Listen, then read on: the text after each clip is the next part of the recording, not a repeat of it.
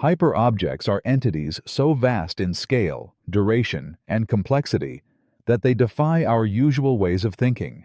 They exist all around us: climate change, nuclear waste, black holes, even capitalism. Yet we rarely grasp them in their entirety.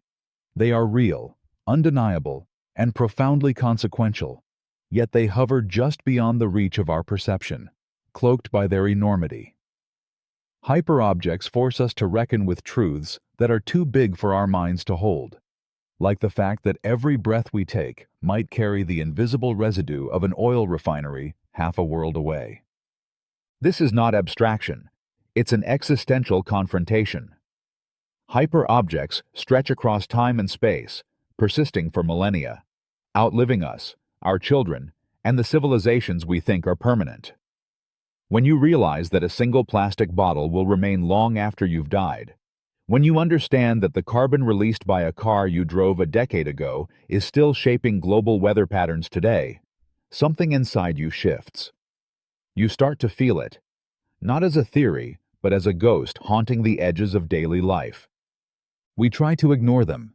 They're too slow, too vast, too complicated. Climate change doesn't knock at your door and scream.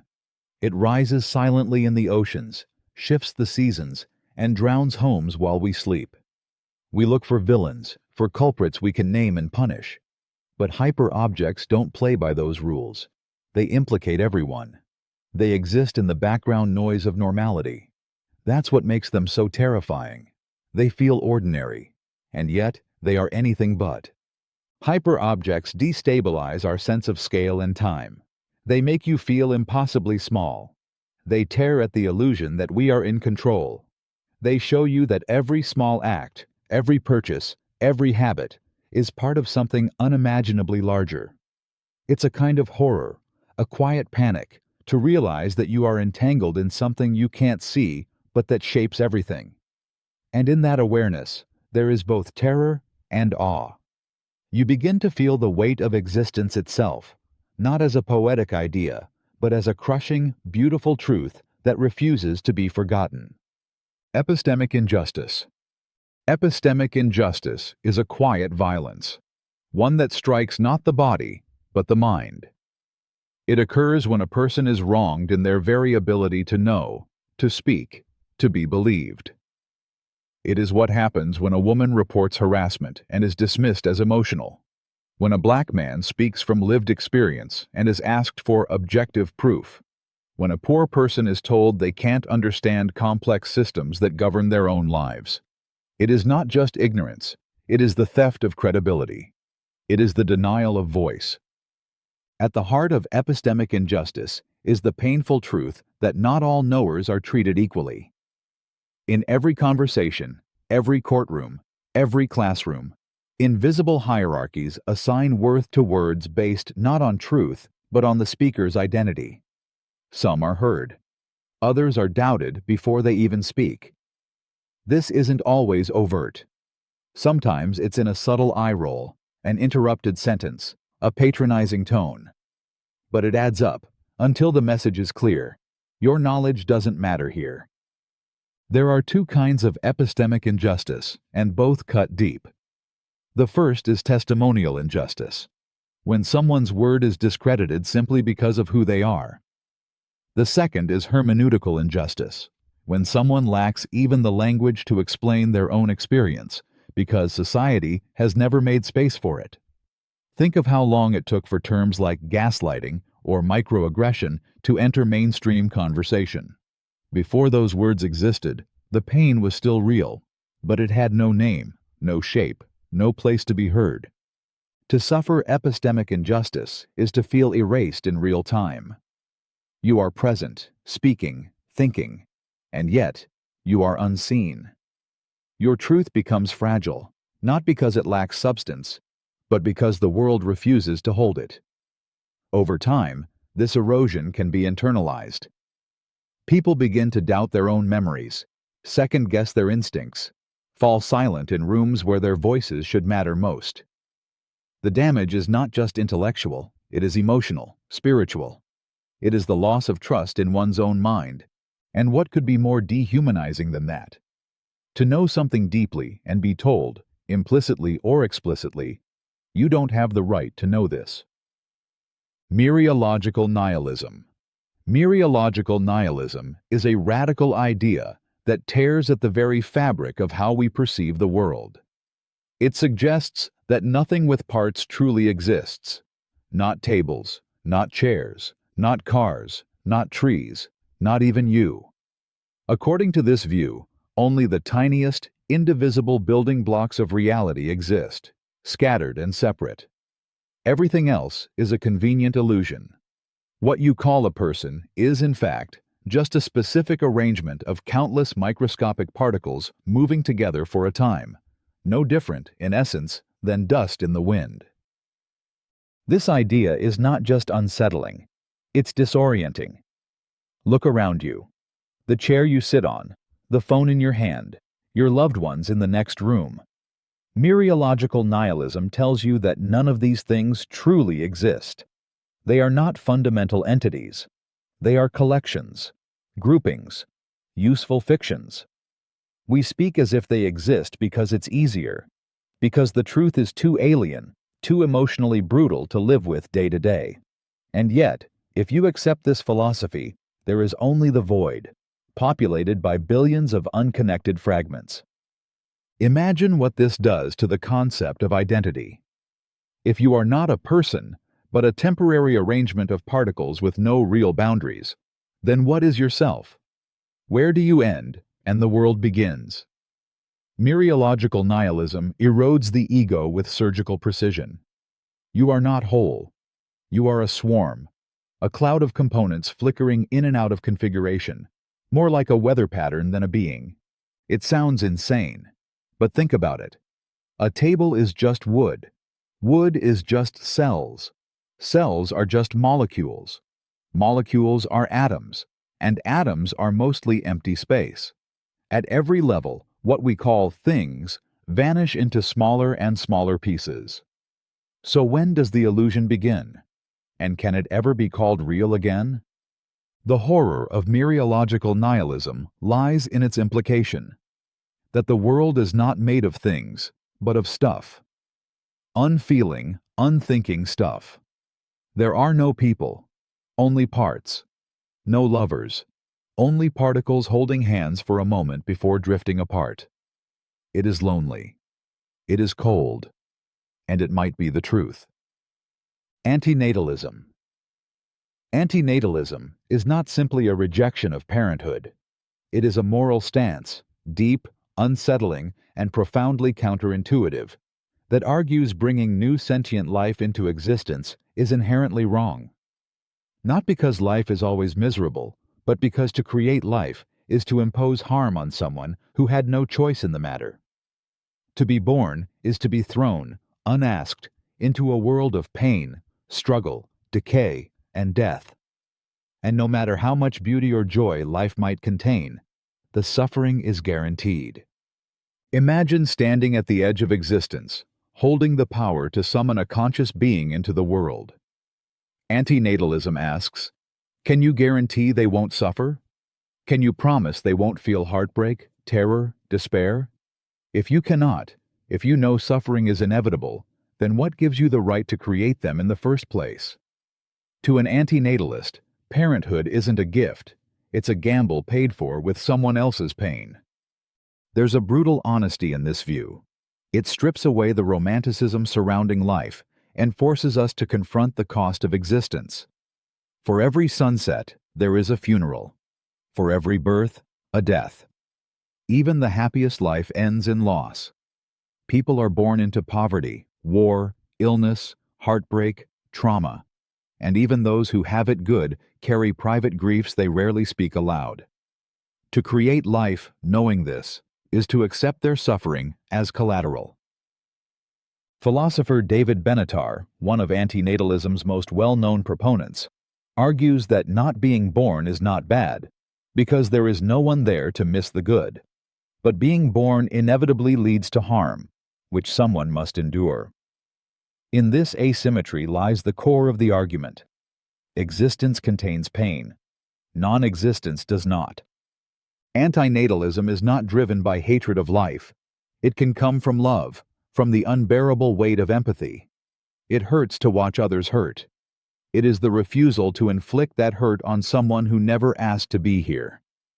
And once you begin to see the world through this lens, through the cries of newborns, the groans of the dying, the quiet desperation in between, it becomes harder to claim that creation is always kindness. Sometimes, it is cruelty dressed as hope. Negative utilitarianism. Negative utilitarianism turns the moral compass in a direction most people fear to look, toward suffering. Not joy, not fulfillment, not even love, but pain, anguish, despair. It argues that the primary goal of ethics should not be to create more happiness, but to eliminate suffering. Not because pleasure is meaningless, but because suffering burns in a way that joy simply does not heal. A single scream echoes louder than 1,000 laughs. While classical utilitarianism seeks to maximize the overall balance of pleasure over pain, negative utilitarianism reverses the emphasis. It insists that the alleviation of suffering should always take precedence over the creation of happiness. To feel deep agony is not simply the absence of joy, it is a violation of existence itself. And if morality means anything, it should begin there, in the face of suffering, not the pursuit of bliss. This philosophy does not celebrate despair, it mourns it. It listens to the silent horrors people carry, the suicidal thoughts locked behind polite smiles, the chronic pain that never ends, the grief that outlives love, and it says, "This matters more than your joy." It dares to prioritize the forgotten, the tortured, the abandoned over the contented and secure. It demands a world that does not look away from its wounds. Imagine two futures, one where billions are moderately happy, but millions suffer intensely, and another where no one exists, and thus no one suffers. Negative utilitarianism dares to choose the second. It is often accused of being too extreme, too bleak. Some even call it dangerous. But its severity is a mirror, reflecting just how casually we accept the world's suffering as background noise to our own comfort. It asks us why we walk past the homeless to get to brunch, why we accept war as politics and poverty as unfortunate necessity, why we would rather increase stock prices than decrease human agony. The answer is rarely noble. In a world where pleasure is praised and pain is silenced, negative utilitarianism is a scream in the void, raw, unrelenting, and impossible to ignore. It forces us to ask the hardest question of all: what if happiness is never worth the cost of another's suffering? And once you ask it, you can never unhear the answer. Quietism. Quietism is not a doctrine you shout. It is a whisper that says, maybe the questions themselves are the problem. It is the deeply unsettling idea that much of what we call philosophy is chasing ghosts, solving puzzles that only exist because we misunderstand the language we use. Quietism doesn't try to answer metaphysical questions like, what is the self? What is time? What is consciousness? It seeks to dissolve them, like waking from a dream where nothing ever needed solving in the first place. To a quietist, the great debates of philosophy are often illusions born from confusion. They don't reveal truth. They entangle us in a web of words, where the harder we struggle, the more lost we become. When someone asks, what is the nature of being? The quietist doesn't answer. They ask, why do you think that question makes sense at all? They trace the question back to its roots, to the way our language tricks us into thinking we're discussing real things when we're only chasing shadows cast by grammar. There is something deeply unsettling about this. We want philosophy to give us answers, clarity, meaning. We want it to elevate us. But quietism pulls the latter away. It tells us that many of our deepest, most urgent inquiries are built on false premises, that we are haunted not by mystery, but by misunderstanding. It is a philosophy of silence, of humility, a kind of intellectual minimalism. Wittgenstein, its most famous advocate, once wrote, "Whereof one cannot speak, thereof one must be silent." And in that silence, quietism finds peace. Not the peace of solved problems, but the peace that comes when we realize the problem never really existed. It is a calm that unnerves many, because it asks us to give up the search for metaphysical certainty and embrace the possibility that such certainty was never ours to find. In a world obsessed with answers, quietism invites us to stop asking. Not because the questions aren't beautiful, but because they might be beautifully wrong. It is the uncomfortable idea that sometimes wisdom lies not in knowing more, but in needing less to be said. Non-ontological non-duality. Non-ontological non-duality is not a belief, not a system, not a metaphysical claim. It is a dismantling. Found in certain Eastern traditions like Zen Buddhism and Advaita Vedanta, though often misunderstood even there, it is the radical insight that dualities such as self and other, mind and body, subject and object, are not real divisions. But it does not replace them with new metaphysical truths. It does not say, everything is one. It simply points, devastatingly, to the illusion that anything ever was two. Unlike ontological non-duality, which asserts a cosmic oneness or ultimate reality, the non-ontological kind does something more subtle and more shattering. It reveals that the very framework we use to construct reality is itself the problem. It does not claim that reality is one instead of many. It shows that the urge to categorize, to conceptualize, to separate reality into parts or wholes is the root of our confusion and suffering, and then it drops it. No explanation, no claim, just silence. You were never separate, but neither were you unified. The entire edifice of identity collapses here, not into union, but into immediacy. There is only what is, before the mind slices it apart with names and thoughts. The wind through the trees, the movement of your breath, the sensation of grief or joy, all of it simply appearing, with no you watching from a distance. You're not being invited to believe this. You're being shown that belief itself is the distraction. To experience this is not transcendence. It is disappearance. The self, so carefully constructed over years, suddenly becomes no more real than a shadow on the wall.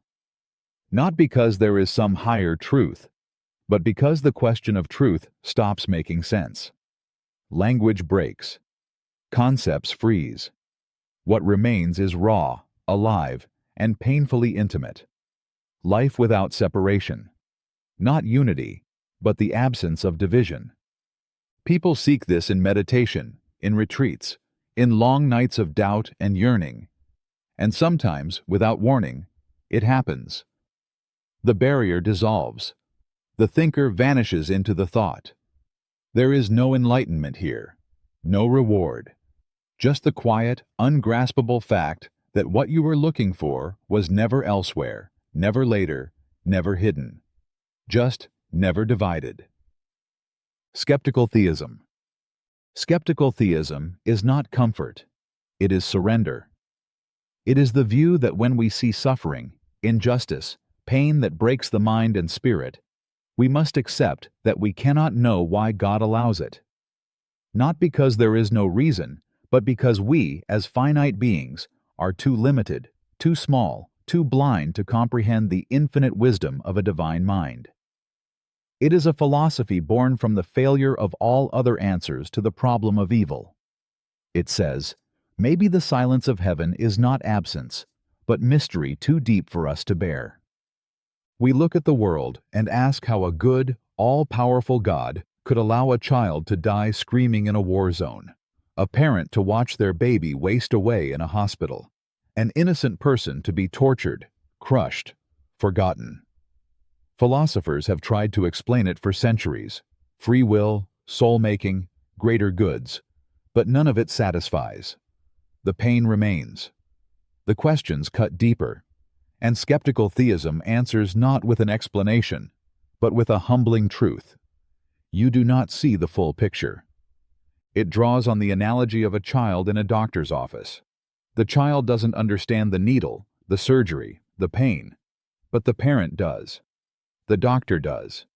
To the child, it is cruelty, but to the adult, it is salvation. Skeptical theism says we are the child. We live in the fragment. What looks like pointless agony to us may serve a purpose beyond our comprehension, in a universe orchestrated by a mind that sees eternity while we barely see tomorrow. But this belief doesn't come easy. It demands we accept that our moral instincts might be wrong, that what feels unforgivable to us might, in some unreachable way, be woven into the good, that there could be a divine reason for genocide, for cancer, for the cries we hear in the dark. And that's the horror of it. Skeptical theism doesn't soften the blow. It deepens the mystery. To believe it is to stand before unimaginable suffering and whisper, "There must be a reason, but I may never know it." It asks for trust in a silence that feels like abandonment. And somehow, it calls that faith. Virtue epistemology. Virtue epistemology asks us to stop thinking of knowledge as a cold calculation and start seeing it as a moral act. It argues that believing well is not just about logic or evidence, it's about character. Just as we admire courage, honesty, and compassion in the moral realm, this philosophy says we should admire intellectual humility, open-mindedness, and courage in the realm of belief. Because forming beliefs is not neutral. It shapes who we are, how we act, and what kind of world we help create. We don't usually think of believing something as virtuous or vicious. But consider this. When someone clings to a lie because it comforts them, when they reject truth because it's inconvenient, or when they parrot conspiracy theories without question, aren't these failures of character? Virtue epistemology says yes. It treats intellectual habits like moral muscles. They must be cultivated, strengthened, practiced. Imagine two people looking at the same set of facts. One asks hard questions, listens carefully, and is willing to change their mind. The other reacts defensively, seeks only confirmation, and shuts out dissent. Only one of them is epistemically virtuous, not because they reached the right answer, but because of how they journeyed toward it. In a world drowning in noise, misinformation, and manipulation, the quality of our epistemic character matters more than ever. This philosophy doesn't separate knowledge from the knower.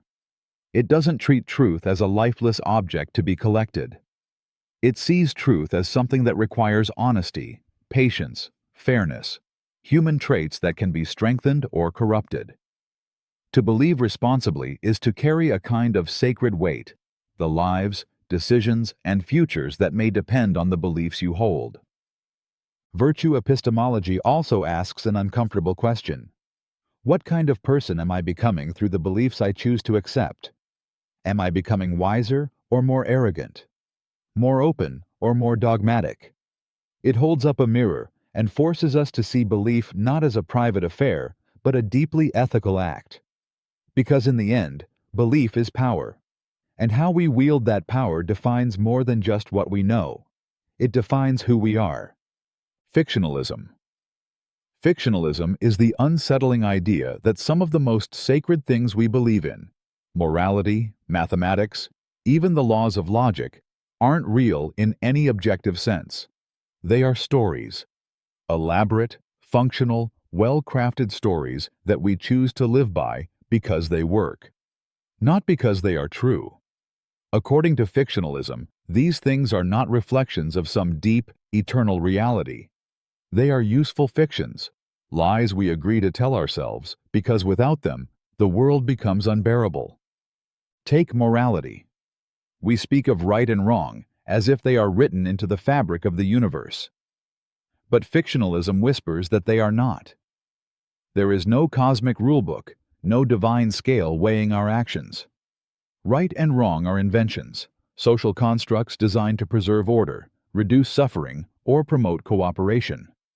We act as if murder is wrong, not because the universe condemns it, but because our story does. And that story is what binds us together. or numbers. We treat them as eternal truths, precise and undeniable. But under fictionalism, numbers don't exist in any physical or metaphysical way. There is no two floating out there in some Platonic realm. What we call mathematics is a system of symbols and rules, a fictional structure we've built because it helps us predict, calculate, and survive. It's astonishingly effective, but it may be no more real than the laws of Middle-earth. This philosophy doesn't deny the power of these fictions. Quite the opposite. It marvels at how deeply we need them, how these elegant lies shape our societies, our decisions, even our sense of self. But it also haunts us. Because if these foundations are not real, if they are stories, not truths, what happens when people stop believing in them? What happens when the fiction no longer binds? Fictionalism is not nihilism. It doesn't say nothing matters. It says everything that matters might be made up, and still matter anyway. It's the terrifying freedom of living inside a story you helped create, and the quiet, creeping doubt that one day you might look at the world and realize the story is slipping, the illusion fading, and underneath it all, nothing is waiting for you.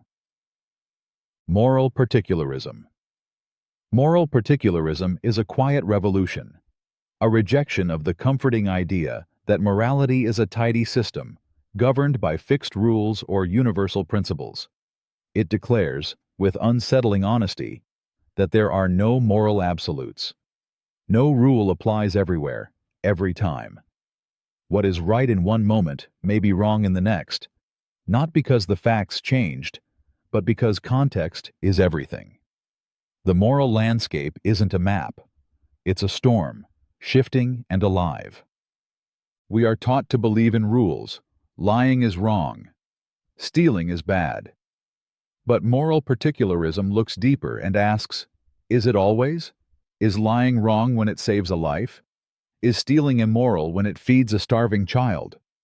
What if the very rule you're clinging to is the thing that causes harm? This philosophy doesn't say rules are useless. It says they are insufficient. They cannot capture the nuance, the complexity, the aching ambiguity of real life. Particularism trusts something else. Moral perception. It believes you can look at a situation and simply see what matters. That morality is more like tasting than calculating, subtle, contextual, and intensely human. Just as you don't need a recipe to know a dish tastes wrong, you don't need a rule book to know when something feels deeply unjust. The goodness or wrongness of an action lives not in abstract principles, but in the tangled, living details of each moment. But this view is terrifying too. It removes the scaffolding. It forces you to stand alone in front of complexity and make choices without a script. There are no guarantees, no universal truths to fall back on. Just you, the situation, and the question, what matters here? And the possibility that next time, in a different context, the answer will be completely different. Moral particularism demands maturity. It asks us to stop outsourcing our conscience to systems and start cultivating moral sensitivity, the ability to feel, discern, and respond wisely to the needs of the moment. It is not the easy path. It offers no comfort of consistency. But it offers something more honest, more alive, a morality that breathes, that listens, that refuses to reduce human experience to cold, rigid rules. Process philosophy. Process philosophy turns the world inside out. It says that reality is not made of things, but of happenings. Not solid, static substances, but fluid, unfolding processes.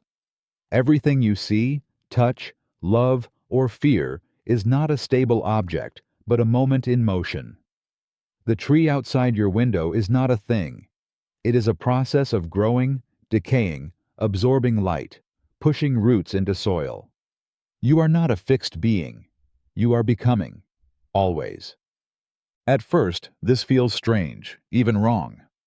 We crave solidity. We want to believe that people and things have enduring identities, that a rock is a rock. that we are who we were yesterday. But process philosophy, driven by thinkers like Alfred North Whitehead and Heraclitus before him, insists that this is an illusion. Stability is only a pattern within change. Beneath the surface, everything flows. Nothing is. Everything becomes. This changes everything. It shatters the idea of a soul as a fixed entity. It recasts love not as a state, but a continuous act. It transforms death into something less like a wall and more like a fading wave.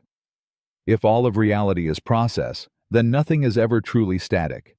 Not even grief, not even despair. Everything is movement. Even pain moves. Process philosophy doesn't just describe the world. It invites you to feel it differently. You stop looking for permanence and start listening for rhythm. The world becomes music instead of sculpture. Not a painting frozen in time, but a dance you are already part of. And in that dance, identity is not a possession. It's a relationship, a pattern, a pulse. It's terrifying, in a way. There is no ground to stand on, no unchanging self to cling to. You cannot hold anything still. Not joy, not love, not even memory. But there is also something deeply freeing here. Because if everything is process, then nothing is final. You are not trapped by who you were. You are not defined by what broke you. You are unfolding, and you always will be. Reality is not a collection of things. It is a storm of becoming. And you, right now, are not a person frozen in time. You are a verb. Neo-Confucianism. Neo-Confucianism is not simply a revival of Confucius. It is a spiritual evolution. Born in a time of existential questioning and cultural upheaval, it reimagines ancient Confucian ideals through the haunting depth of Taoism and the piercing introspection of Buddhism. It doesn't just tell you how to live, it dares to ask what life truly is. At its heart lies a breathtaking ambition to unite the moral clarity of Confucian ethics with the metaphysical vastness of Eastern cosmology. It is both a path for the soul and a blueprint for society. Classical Confucianism teaches harmony, virtue, duty. But Neo-Confucianism gazes deeper, asking, what is the nature of reality that gives rise to virtue? It speaks of Li, the cosmic principle, an invisible thread of order that runs through all things, from the structure of the stars to the beating of a human heart. To live ethically is not just to follow rules. It is to align your being with this universal rhythm. To be good is to be attuned. But this is no passive harmony. Neo-Confucian thinkers like Zhu Xi insisted that human nature itself is a reflection of the cosmos, that within every person lies a spark of the same principle that shapes mountains and rivers. And yet, that spark is obscured by qi, the turbulent energy of emotion, desire, confusion. Life becomes a struggle not between good and evil, but between clarity and distortion. The quest is not to conquer the world, but to refine the self. There is something deeply moving in this. In a world filled with noise, distraction, and disconnection, Neo-Confucianism calls you inward, not to escape, but to purify. It says that daily rituals, learning, family obligations, these are not chores. They are spiritual disciplines, chances to polish your soul until it reflects the order of the universe itself. Every act of kindness, every moment of stillness, becomes sacred. Yet it is not rigid. Influenced by Taoism, Neo-Confucianism embraces fluidity and spontaneity. Inspired by Buddhism, it understands illusion and impermanence. But unlike them, it doesn't retreat from the world. It steps into it, fully present, seeking to transform it by transforming the self. It is not just philosophy. It is a quiet fire, a lifelong becoming, a way of seeing the world where heaven is not above you. It is within you. Abderite philosophy. Abderite philosophy is the quiet beginning of a revolution, an ancient whisper that dared to say the soul is not magic, the gods are not necessary, and the universe is made not of divine will, but of particles and void.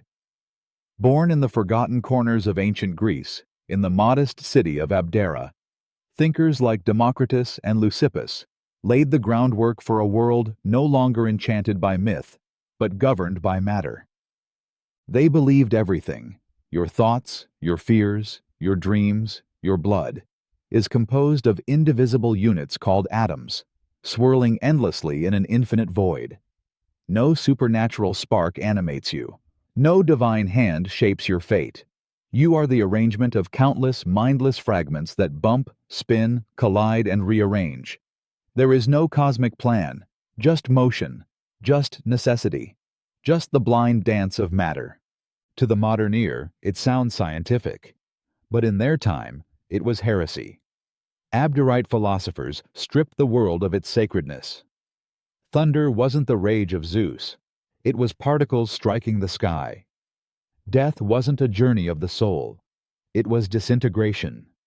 The soul itself, they claimed, was a fine scattering of atoms, dissolving into nothingness when the body dies. No afterlife, no judgment, just silence. And yet, there was peace in this view, a fierce, unshakable calm. Democritus didn't mourn the loss of gods. He laughed, not out of mockery, but out of freedom. The fear of death faded when you saw it as nothing more than rearrangement. There was no eternal punishment to dread, no divine approval to win. What mattered was how you lived now, with moderation, with clarity, with cheerfulness. Abderite philosophy is a worldview that demands courage. It leaves no illusions to comfort you. It offers no immortality, no grand design, only atoms and emptiness. And yet, from that nothing, everything arises. Love, pain, art, war, wonder, all of it, born from blind particles. And somehow, that makes it more beautiful, not less.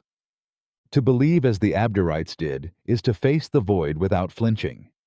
It is to find meaning not above the stars, but in the fragile, fleeting arrangements that exist right here, right now, before the atoms scatter again, and all is still.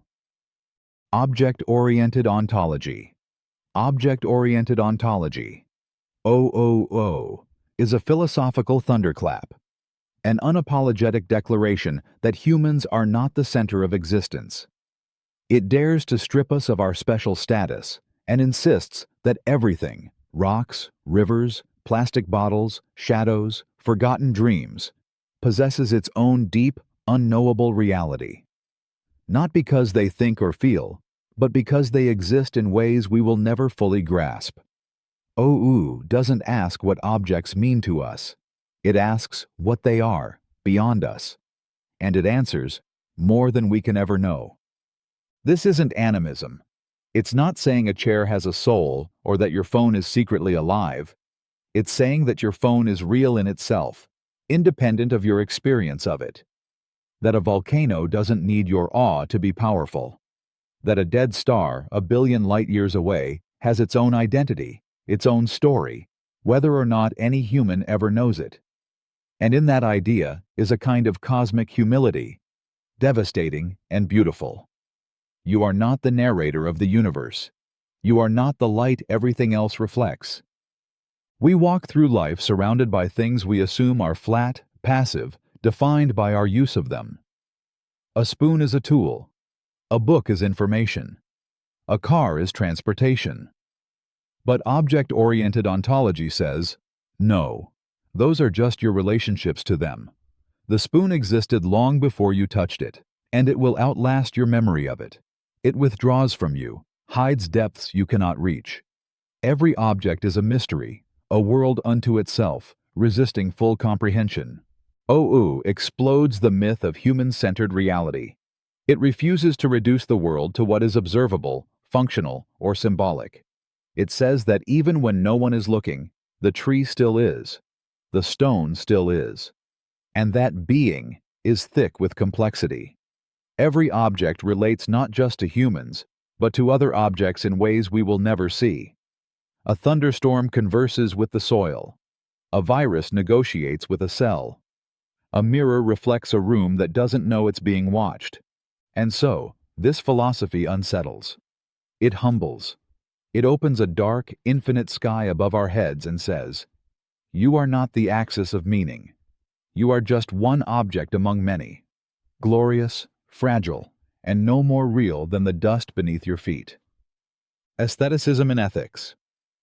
Aestheticism in ethics is the bold, soul-stirring idea that morality isn't a set of rigid rules or cold calculations, but a kind of art. It sees the moral life not as a mechanical obedience to commandments or outcomes, but as a canvas, a living, breathing creation. Every choice, every gesture, every act of kindness or defiance becomes a brushstroke on the portrait of a life. You are not a follower of law. You are a maker of beauty. This view doesn't ask, what is right? It asks, what is elegant? What is noble? What is luminous in the face of despair?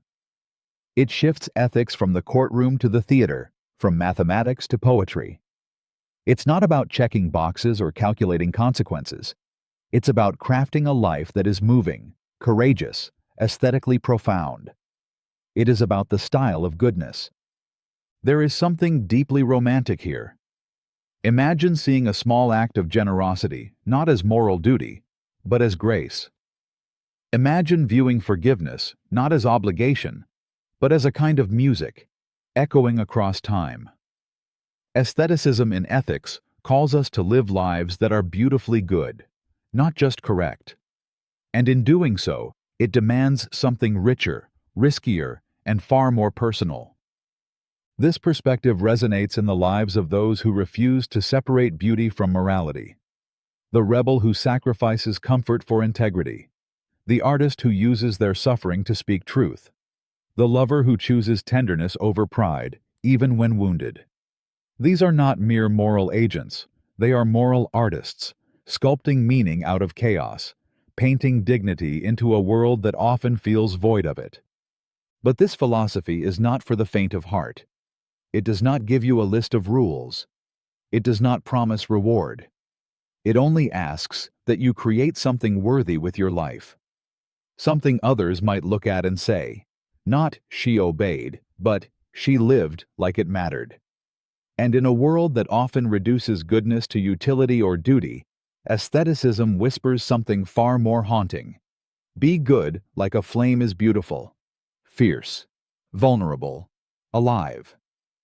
Rehabilitative punishment. Theory. Rehabilitative punishment theory begins with a question that cuts deeper than law. What do we want justice to become? Do we want broken people in cages? Or do we want healing, real, painful, human healing? This philosophy challenges everything we've been taught about crime and punishment. It doesn't see justice as payback. It doesn't glorify deterrence with threats and steel. It sees justice as a chance, maybe the last one, for transformation, not just for the offender, but for the society that produced them. The traditional model of punishment is fueled by vengeance. Someone causes harm, so we make them suffer. But rehabilitative theory asks, what if punishment isn't the solution, but part of the problem? Most people who commit crimes are not monsters. They are wounded. They are products of abuse, poverty, trauma, neglect. Locking them away in cold, violent systems doesn't address those wounds. It deepens them. Rehabilitation sees the person beneath the crime. It believes they can change, not because they're forced to, but because they're given the tools, the time, and the dignity to rebuild. Therapy, education, community engagement, emotional accountability. These are not luxuries. They are the foundations of true justice. They aim to return someone to the world better than when they left it. Not more broken, not more bitter. And this philosophy refuses to forget the victim. It does not ignore their pain. It honors it by making sure that pain isn't repeated. Rehabilitative justice seeks understanding over punishment, responsibility over shame. Sometimes it even makes space for the unthinkable: dialogue, forgiveness, redemption. It does not erase the crime. It confronts it, but with empathy, not violence. This theory asks us to believe in the possibility of change, even when it feels undeserved. To look at someone who has caused harm and say, "You are still human. You are still worthy of repair." That is not weakness. That is strength of the highest kind. In a world that tells us to throw people away, rehabilitative justice chooses to reach in, to the darkest places, the most painful wounds, and ask, with unwavering resolve, what would it take to heal this? And then, against all odds, to try. Temporal parts. Theory. Temporal parts theory shatters your sense of identity with surgical precision. It says that you, yes, you, are not a whole, unified being moving through time. You are a series of yous, each one existing at a different moment, like frames in a film reel. Just as an object has spatial parts, its top, its bottom, its inside, so too, it has temporal parts, the you of yesterday, the you of this instant, the you of tomorrow. You are not one thing. You are a four-dimensional worm, stretched out across time. This theory doesn't just change how we view objects. It changes how we view ourselves. It means the child you once were, and the elder you may become, are just as real as the version of you reading this sentence. They are different slices of the same entity, just as the front of a book is a different part than its back. Each moment of your life is a temporal part, a distinct version, a self-contained sliver of existence. At first, this sounds alien. We feel like we are one continuous thing. But look closer. Aren't you already different from who you were 5 minutes ago? Your thoughts, your body, your emotions, your desires, they shift constantly. You're never quite the same person twice. Temporal parts theory doesn't invent that instability. It simply acknowledges it. It says permanence is a comforting illusion, and continuity is a trick of memory. There is something eerie and heartbreaking in this idea. That the past version of you, the one who laughed or cried or made a terrible mistake, no longer exists. Or rather, still exists, but not here. It's back there, a temporal part frozen in its own slice of time, unreachable but real. And the version of you reading this now? Soon to be a memory. A ghost of yourself that future you will remember, or forget. Temporal parts theory dissolves the soul into sequence. It turns identity into a mosaic of disconnected instants. You are not a traveler through time. You are the trail. And every moment you live is both everything you are and something you will soon no longer be. Moral luck. Moral luck is the uncomfortable realization that the morality of our actions, how we are judged, who we become, what guilt we carry, is shaped by forces beyond our control. It suggests that being good or being bad is not entirely a matter of will. That fate, circumstance, and sheer accident play a role in how blame or praise lands. And once you see it, it's impossible to unsee. It haunts everything. The stories we tell, the punishments we give, the pride we feel in being good people. Imagine two drivers. Both are careless, speeding through a residential neighborhood. One arrives home without incident. The other hits a child who ran into the street. One walks away with a mild sense of guilt. The other lives with trauma, guilt, maybe even prison. But were they not equally reckless? Morally identical in intent and action? The difference, life-shattering, was luck. This idea shatters the illusion of moral self-sufficiency. It tells us we are not fully the authors of our virtue, that our choices unfold on a stage we did not build, with scripts we did not write. A kind-hearted person may have simply never been tested. A cruel act might be the eruption of years of hidden suffering. A life of moral success might rest on having been born into the right time, the right place, the right skin. We love the story of moral agency. But moral luck whispers that virtue might also be privilege in disguise. It's a terrifying thought, because it levels the ground. It blurs the line between the villain and the saint. It says, you might have done the same, had the winds blown differently. That your goodness isn't just yours. That someone else's fall from grace might have once been waiting for you. And yet, we still judge. We still punish. We still feel pride and shame. Because we have to. Because morality is lived, not just reasoned. But moral luck lingers, like a crack in the foundation. A humbling reminder that beneath every moral judgment is a layer of chaos, silent, indifferent, and always watching. Mimetic theory. Girard. Mimetic theory, as proposed by René Girard, unveils a secret most people never notice. Desire is not born in us. It's borrowed. We want what others want.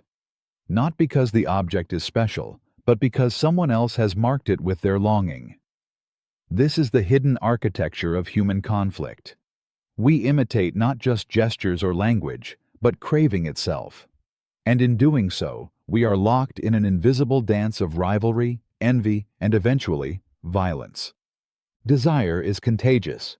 It leaps from person to person like a fire. A child doesn't just want a toy.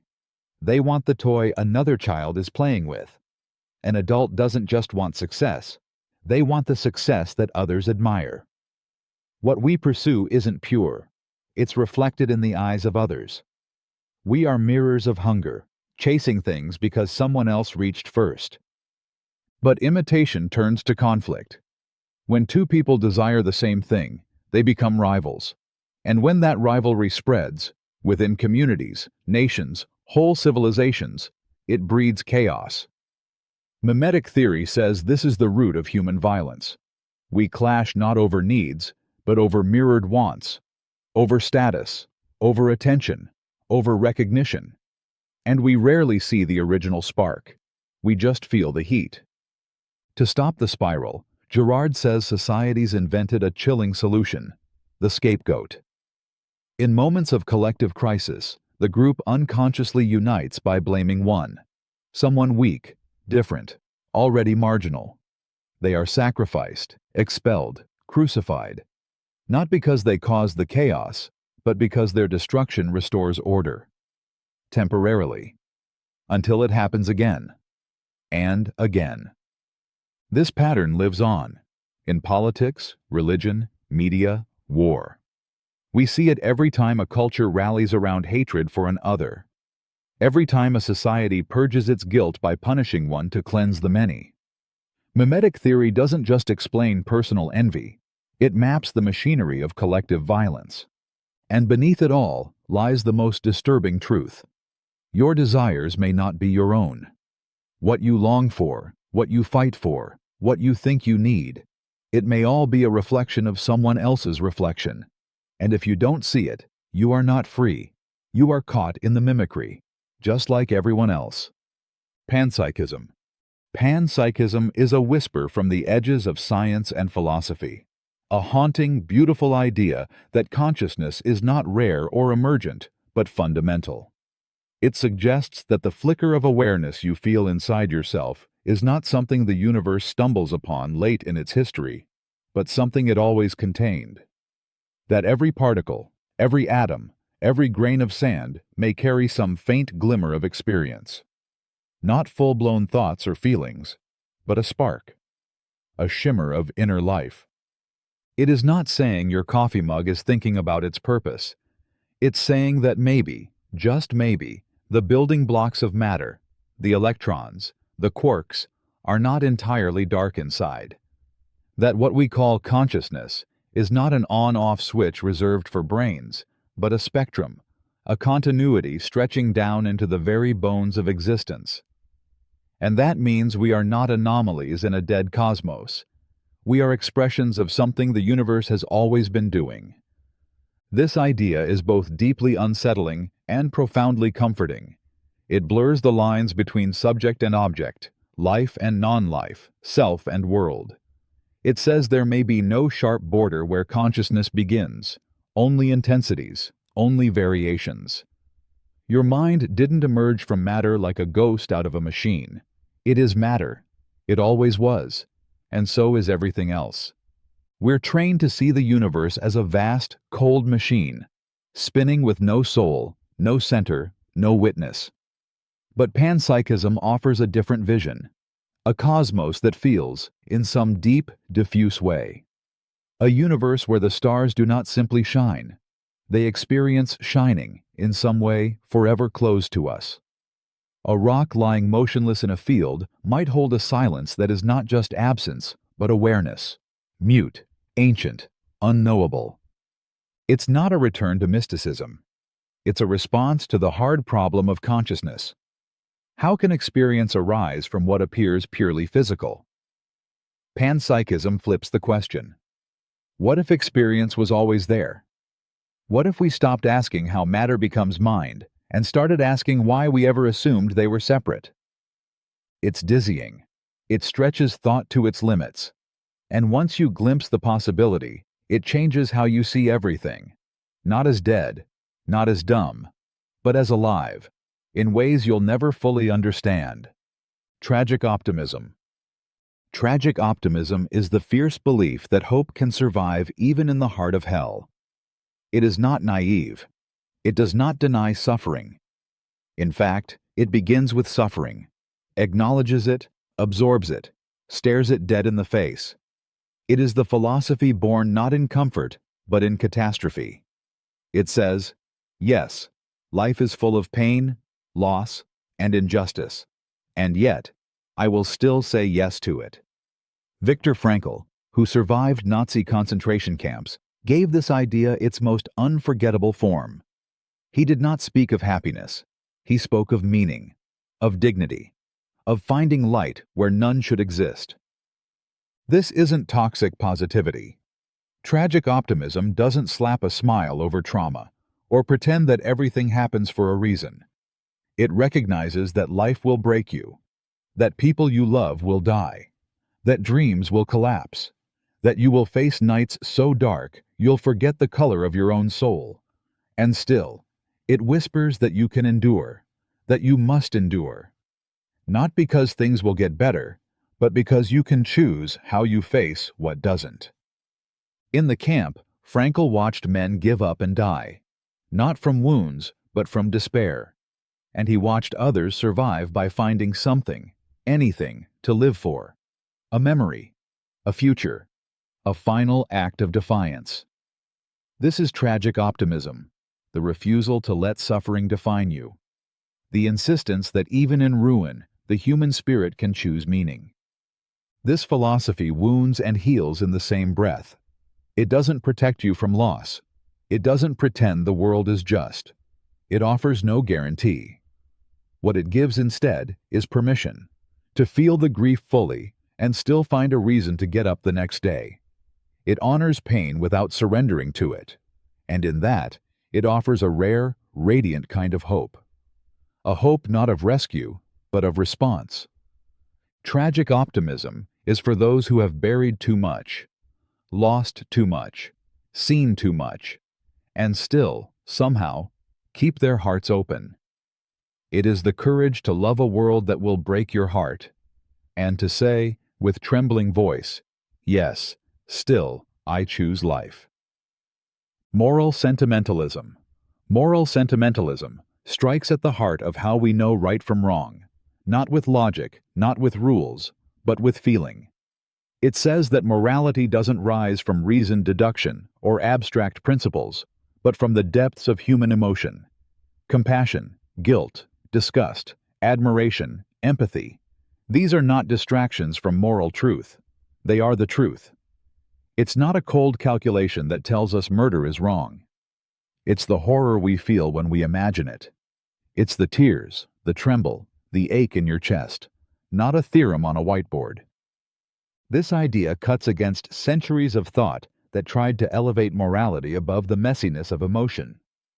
Kant told us, duty must rule the heart. Utilitarians tried to tally up happiness like coins. But sentimentalism says, Before the math, before the logic, there is a cry, a flinch, a rush of warmth, a tightening in your gut that says, this matters. It's not irrational. It's deeply human. Emotion, in this view, is not a flaw in moral thinking. It is its lifeblood. Think of a child watching another child cry. They don't need a philosophy book to understand something is wrong. They feel it. And that feeling moves them. That's the seed of morality, not argument, but resonance. You hurt when others hurt. You rejoice in their joy. This isn't sentimental weakness. It's how we survive, how we connect, how we protect one another from becoming monsters. Moral sentimentalism also dares to name what most theories avoid: the danger of detachment. Cold, reasoned ethics can justify cruelty, so long as it makes sense. But a heart that feels suffering won't need to be convinced to stop it. That trembling of conscience, that sting of shame, these are not failures of logic. They are our most reliable guides. But it's not always simple. Emotions can conflict, mislead, overwhelm. Sentimentalism doesn't deny this. It doesn't say all feelings are right. It says feelings are where we start. That reason refines, but never replaces them. That the face of a stranger in pain speaks louder than any principle, and that to feel deeply is not a weakness in morality, but its truest strength. Zeticism. Zeticism is the art of not knowing, not passively, not fearfully, but deliberately. It is a way of life built on active doubt, tireless questioning, and a refusal to accept anything at face value. The word itself comes from the Greek zetetikos, meaning inquisitive, or one who seeks. A zetetic doesn't begin with belief. They begin with investigation. Not to destroy truth, but to earn it. Not to win arguments, but to stay honest in a world that lies with a straight face. Where dogma seeks answers, zeticism seeks questions. In an age of algorithms and absolutes, it is rebellion. It resists the pressure to take sides, to echo certainties, to conform to the first comforting explanation offered. Zetetics don't say, I believe. They say, I'm not sure. Let's find out. They are not cynical, but disciplined. Not skeptical for the sake of doubt, but for the sake of clarity. This mindset is not easy. It's exhausting to live without the warm security of certainty. To say, I don't know, over and over again, especially when everyone around you is shouting with conviction. But Zeticism believes that truth is not something you receive. It's something you chase, relentlessly, humblingly, with open hands and sharp eyes. Zetetics do not fear being wrong. They fear pretending to be right, and that distinction changes everything. It means you examine your own beliefs as ruthlessly as you examine others. It means you question your instincts, your culture, your memory. You seek sources, you check bias, you welcome disagreement, not as a threat, but as a flashlight pointed at your blind spots. In its purest form, Zeticism is almost spiritual. It's a discipline of radical honesty. A vow to never settle for half-truths just because they're easier to live with. In science, it fuels discovery. In philosophy, it deepens complexity. In life, it keeps you awake. But it is lonely sometimes. It is not a comfortable path.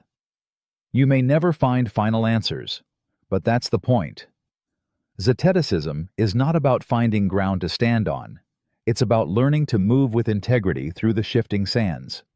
Not with arrogance, not with despair, but with eyes wide open, always asking, always seeking. Dark ecology. Dark ecology is the shiver beneath the leaves, the truth that environmentalism often dares not say out loud. This world is dying, and we are part of its death. It rejects the sanitized, hopeful greenwashing of mainstream ecology, the pretty posters of polar bears and pristine forests, the naive idea that we can fix the Earth if we just recycle more. Instead, dark ecology demands that we stay with the trouble, that we look directly at the rot, the ruin, the unbearable grief of what's been lost, and still keep breathing. Coined by philosopher Timothy Morton, dark ecology is not a rejection of environmentalism. It is a deepening of it, one that embraces contradiction, guilt, and despair as essential parts of the ecological awakening. It tells you that nature isn't some distant, innocent place to visit on weekends. It's you. It's the plastic in your blood, the extinct creatures encoded in your phone, the rising heat in your lungs. You are not outside the system. You are woven into the collapse. There's a kind of intimacy in this, a terrifying closeness. Dark ecology wants you to feel the ugliness, not escape it. To recognize that beauty and horror live side by side in nature. That the birdsong outside your window exists alongside melting ice caps. That the same hands that plant a garden also hold the oil that poisons it. There is no purity left, and maybe there never was. This philosophy refuses to comfort. It won't give you easy hope. It tells you to sit in the grief, the ecological anxiety, the deep-time loneliness that comes from realizing just how much damage has already been done. And yet, it doesn't paralyze. In this darkness, there is strange clarity. It is not about giving up. It's about letting go of illusions, of hero fantasies, of final solutions, of clean divides between good and evil. Dark ecology calls for a love that doesn't flinch, a love that sees the toxic, the broken, the unspeakable, and still chooses to care. Not to save the world, but to be with it as it changes, to mourn it honestly, to feel it fully, to love it, even as it burns. Posthumanism. Posthumanism is not about rejecting humanity. It's about outgrowing the illusion that humanity is the center of everything. It begins with a fracture, a shattering of the mirror we've been staring into for millennia. The idea that the world exists for us, that reason, morality, and progress all orbit around human beings, collapses. And in its place rises something vast, strange, and humbling. A world where humans are not the protagonists, but just one form of life among many, temporary, flawed, and deeply entangled with everything else. This philosophy doesn't ask what it means to be human. It asks what happens after that question starts to unravel. In the face of artificial intelligence, climate collapse, genetic engineering, and extinction, our old boundaries between human and machine, human and animal, self and system start to dissolve. The lines blur. The hierarchy breaks. Posthumanism steps into that blur and asks, what if we were never as separate as we thought? It challenges the humanist myth that reason and consciousness make us superior. It questions our authority to dominate nature, to exploit animals, to redesign life itself. It doesn't see progress in colonizing Mars while we poison Earth. It doesn't mistake control for wisdom. Instead, it asks us to see ourselves as part of a planetary and technological web. Dependent, vulnerable, co-created. In the posthuman view, the Earth doesn't care about your dreams. The machine doesn't need your emotions. The virus doesn't ask for permission. And yet, everything we touch, we alter. Every system we build reflects our fears, our hunger, our longing to be more than we are. Posthumanism holds that longing and interrogates it. There is something both terrifying and liberating in this. To give up the idea that humans are the measure of all things is to fall into a kind of abyss. But in that fall, there's a deeper clarity. You begin to see intelligence in forests, agency in networks, meaning in the non-human. You begin to ask how we might live with the world, rather than on top of it. Posthumanism is not a future. It's a reckoning. A slow, aching realization that the story of the world is not ours alone, and the next chapter cannot be written without letting go of the pen. Motte and Bailey Doctrine.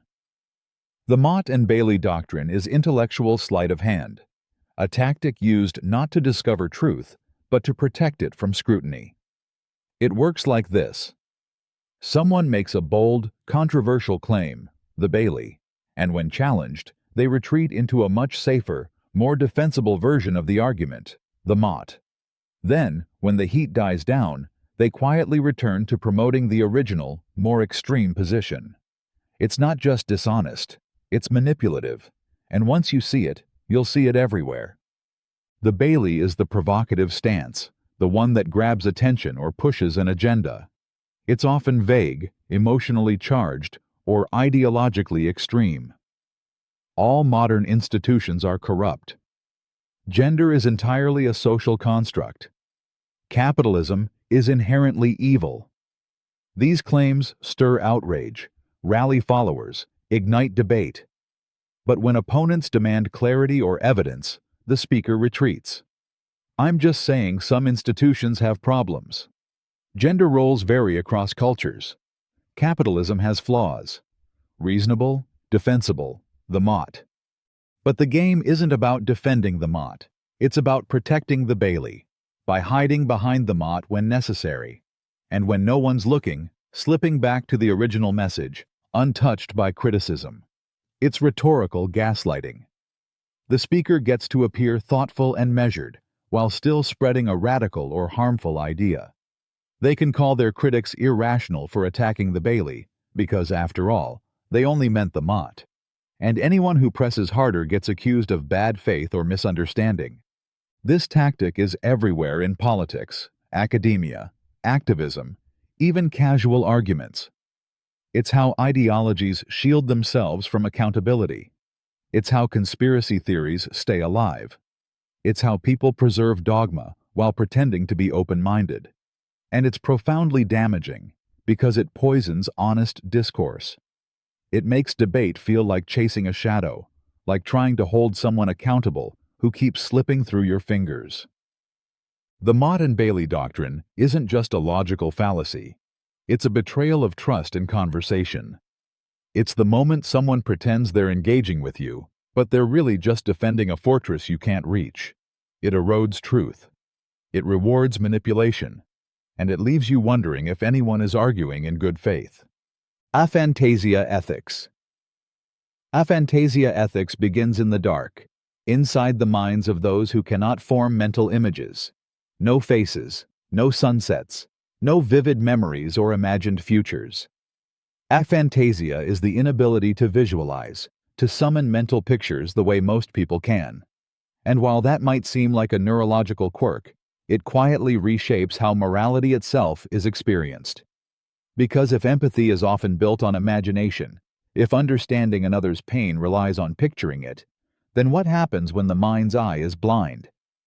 For someone with aphantasia, morality does not arrive with flashing images of starving children or war-torn cities. There are no mental replays of a loved one crying, no imagined consequences playing out in cinematic detail. Instead, there is structure, logic, ethics as architecture rather than art. Compassion not through vivid internal scenes, but through principle, reason, and an acute awareness of suffering as fact, not as fantasy. This does not make them cold, it makes them different. Where others are swept into emotion by visual imagination, the aphantasic thinker must often reach morality through other paths, through language, logic, sensation, memory, not as replay, but as knowing. Their empathy is not performative. It is quiet, grounded, real. They may not see your pain in their mind, but they know it exists, and they act accordingly. Their morality is not emotional reaction. It is moral commitment. And this raises questions we rarely ask. How much of our ethical behavior is guided by internal theater? Are we doing good because we see suffering, or because we understand it? If visualization disappears, does compassion weaken, or does it deepen, forced to root itself in reason and discipline, not impulse? Aphantasia ethics challenges the supremacy of emotional imagery in moral judgment. It asks us to rethink what empathy really is, not a performance of imagined scenes, but a practice of attentiveness. It reveals how much of our morality is tied to what we can imagine happening, and how easily that can blind us to suffering that doesn't fit our mental narratives. In a world saturated with imagery, aphantasia ethics is a reminder. Not all empathy wears pictures. Some of the clearest moral vision comes from those who cannot see inside their minds at all, yet still choose to act with care. Modal realism. Modal realism is a mind-bending, reality-shattering philosophy that claims something almost unbearable in its implications. Every possible world is just as real as the one you're living in.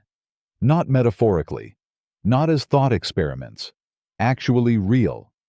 There exists a world where you made a different choice this morning, where the laws of physics are slightly tweaked, where dinosaurs never died, where your life is the same, except one sentence was never spoken.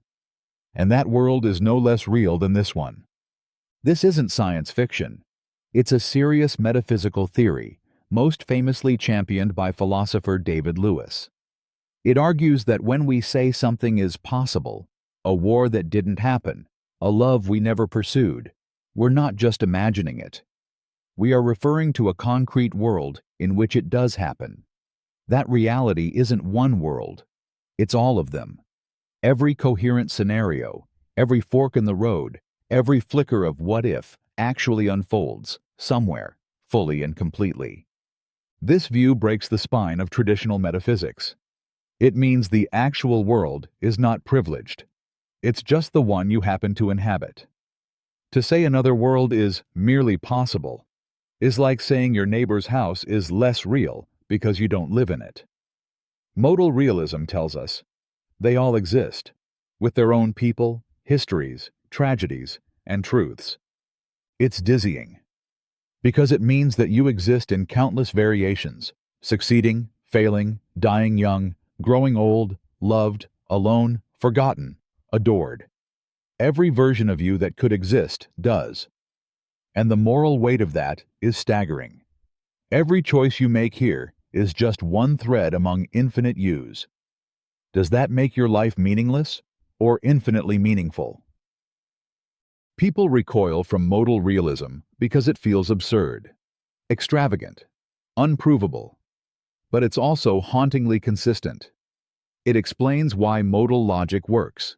It gives structure to possibility, and emotionally, it strikes a deep chord. That moment you wonder, what if? Modal realism doesn't just say the path not taken could have been. It says it was. Somewhere, it still is. There is a version of you reading this in another world, but there, something's just a little different. Maybe they stopped here. Maybe they kept reading. Maybe they never opened their eyes this morning. But they are as real as you. And you are only one version of what reality allowed. Solipsism of the present moment. Solipsism of the present moment is the unnerving belief that only now exists. Not yesterday, not tomorrow, not even 5 seconds ago. Every memory, every plan, every imagined future is a ghost flickering inside your mind. But the moment you try to grasp it, it's already gone. According to this view, there is no enduring self, no continuous timeline, no external world with a stable past or a guaranteed future. There is only this, right now, whatever this is. And everything else? Illusion. This is not poetic mindfulness. It is existential vertigo. Because if the present moment is all that exists, then you, as a person, with a name, a story, a past, exist only as a temporary echo in consciousness. Who you were yesterday doesn't exist. What you plan for tomorrow isn't real. There is no grand narrative pulling the pieces of your life together. There is only the raw, flashing immediacy of now, and it vanishes the second you try to hold it. You remember childhood, but where is it? You anticipate old age, but what is it made of, if not this imagining right now? Even your sense of identity is just a series of present-moment impressions, thoughts that arise and fall like sparks in the dark. According to this solipsism, the past was never out there.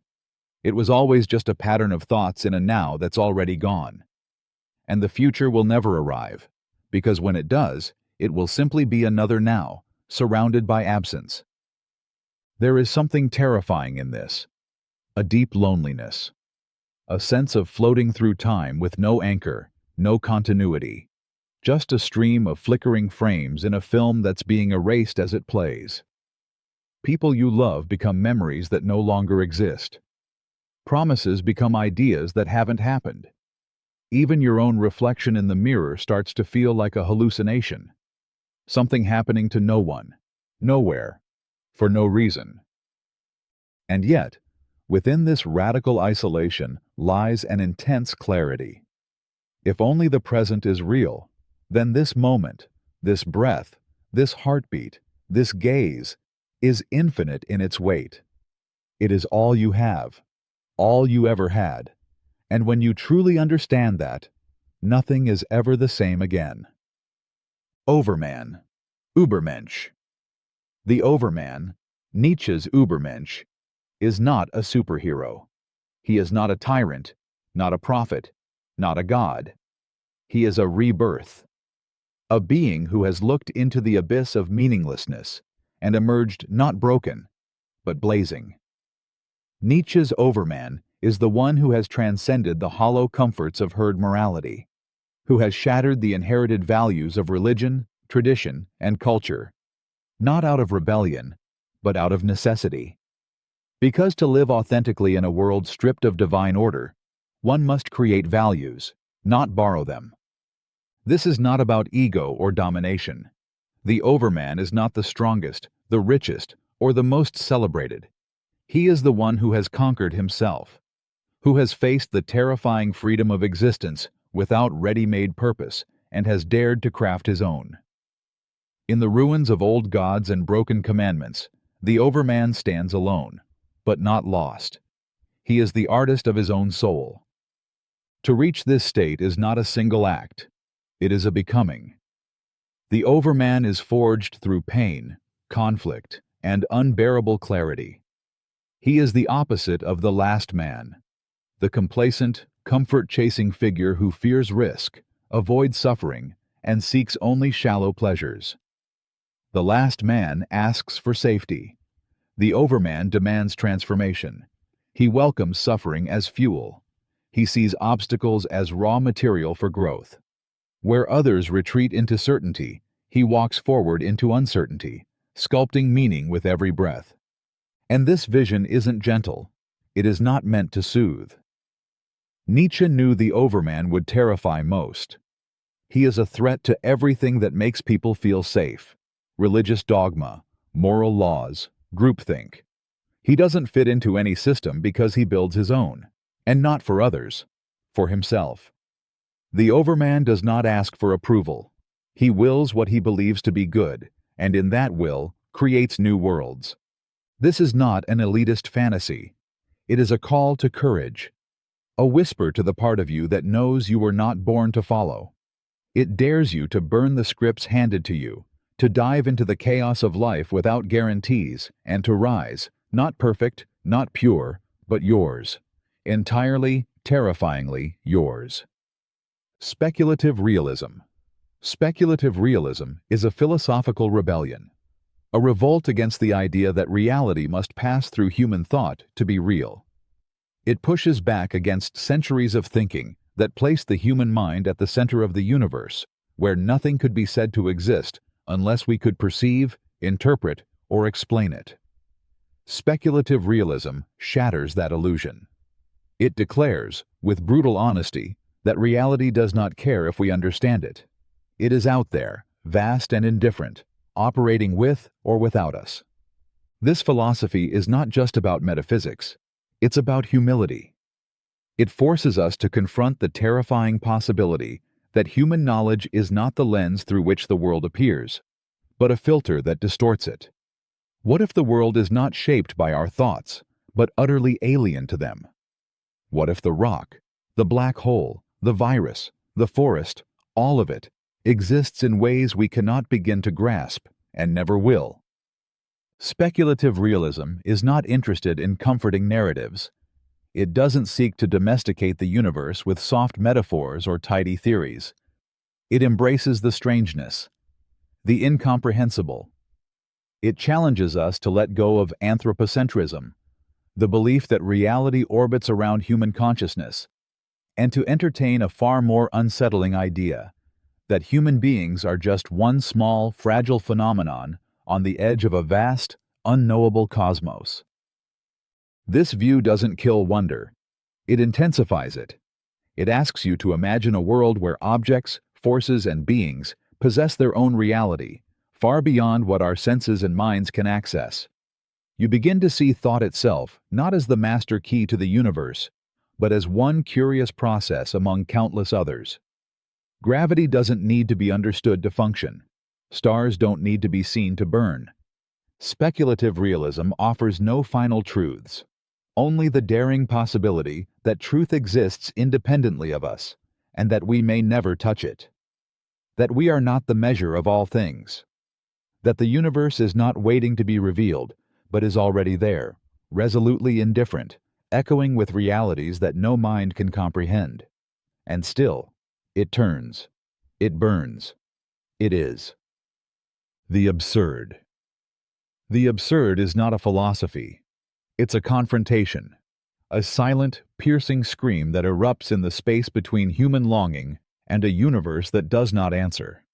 It is the gut-wrenching tension between our desperate need for purpose, order, reason, and the cold, indifferent silence of the world around us. We crave meaning like air. We invent gods, narratives, morals, futures. But when we look too long, too hard, we realize the universe offers none of it.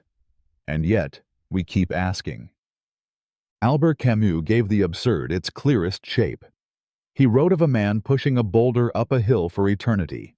Sisyphus. A life without climax, without resolution, without escape. And still, Camus said, we must imagine Sisyphus happy. Not because he finds meaning in his task, but because he embraces the lack of it. He becomes free by refusing to look away, by not pretending. He lives in full awareness of the absurdity, and keeps pushing. That's the heart of it. The absurd is not despair. It is not nihilism. It is not surrender. It is a mirror held up to the soul, forcing you to ask, what do I do now that I know the world doesn't care? And the terrifying beauty is, you choose. You choose in spite of the silence.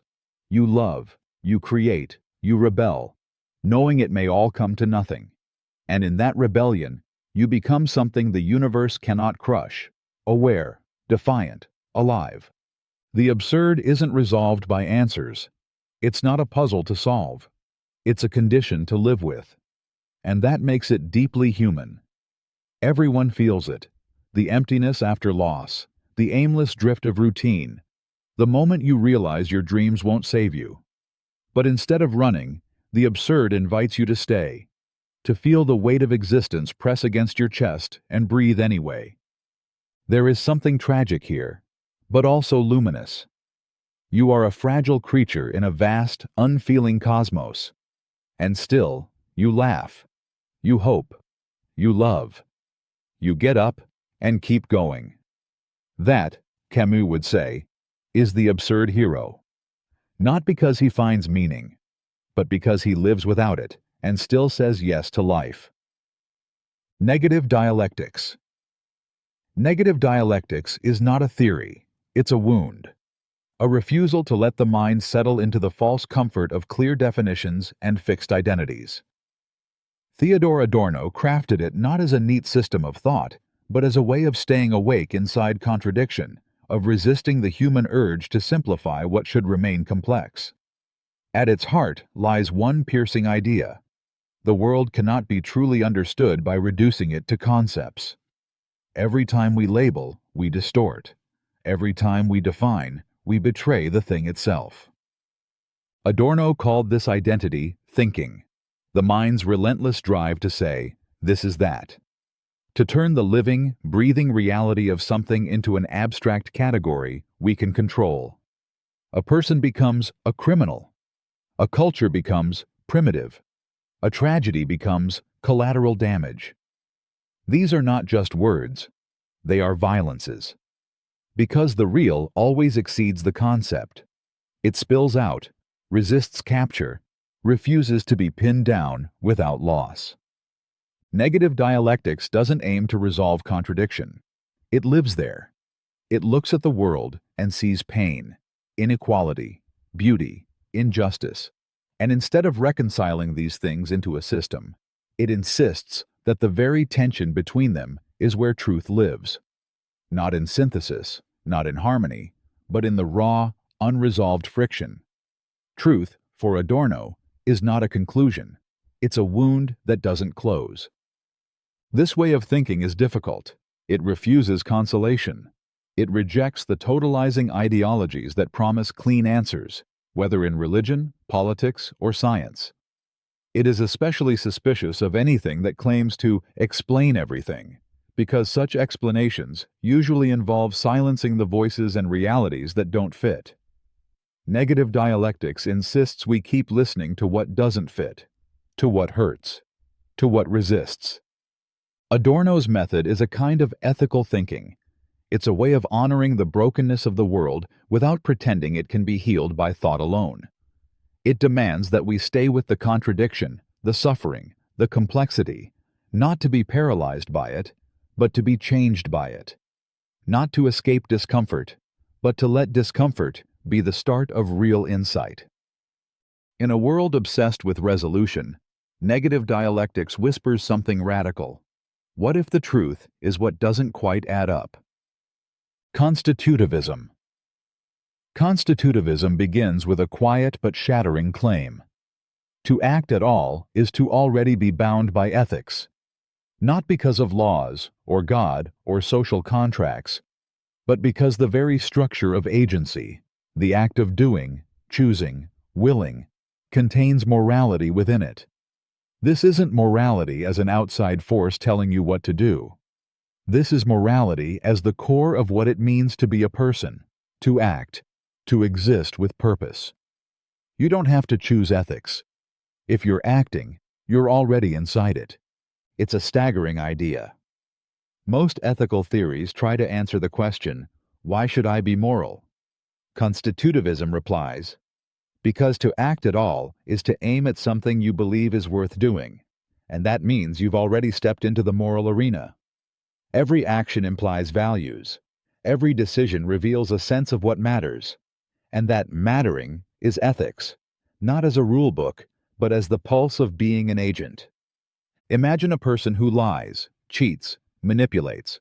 They might say, I don't care about morality. But constitutivism says that's impossible, because even that person is acting towards something they see as good: power, pleasure, escape. Their behavior may be twisted, but they are still striving. And in that striving, there is structure, choices, aims, reasons. Ethics isn't something they broke away from. It's the very shape of what they're doing. Even their corruption is framed by what they ought to be. This view is radical because it roots morality in human action itself, not external standards. It means you can't step outside of ethics, no matter how cynical you become. You may reject certain values, but you can't escape valuation. You may deny morality, but you can't avoid acting as if some things are worth more than others. Even apathy is a position. Even despair chooses. Constitutivism makes ethics inescapable, but not oppressive. It doesn't force morality upon you from above. It draws it out from within. From the fact that you act, you aim, you care, you are. And that means morality isn't something added to life. It is life. The struggle, the failure, the effort to live meaningfully, however messy, is already moral. You've been inside it all along. Ideal observer theory. Ideal observer theory is a vision of morality stripped of bias, fear, and ignorance. A thought experiment that dares to ask, what would a perfectly rational, fully informed, utterly impartial being say is right? It imagines a consciousness that sees every consequence, understands every perspective, feels no personal pull toward power or gain. This being does not flinch at pain or bend to popularity. It simply knows. And what it would choose, that is what morality truly is. This idea doesn't rely on divine commands, cultural norms, or shifting human emotions. It offers something colder, cleaner, and, perhaps, more terrifying. A morality based on what would make sense if we were perfect. If we had infinite knowledge and no self-interest. If we could see every ripple of our actions, every hidden cost, every silent suffering. Imagine that. Every moral decision judged from the perspective of a mind untouched by prejudice, fear, or confusion. A mind that can say, without flinching, this is right, this is wrong. But here's the ache buried in that clarity. We are not ideal observers. We are broken, confused, swayed by our feelings, and trapped in our narrow views. We want what benefits us. We rationalize cruelty when it's convenient.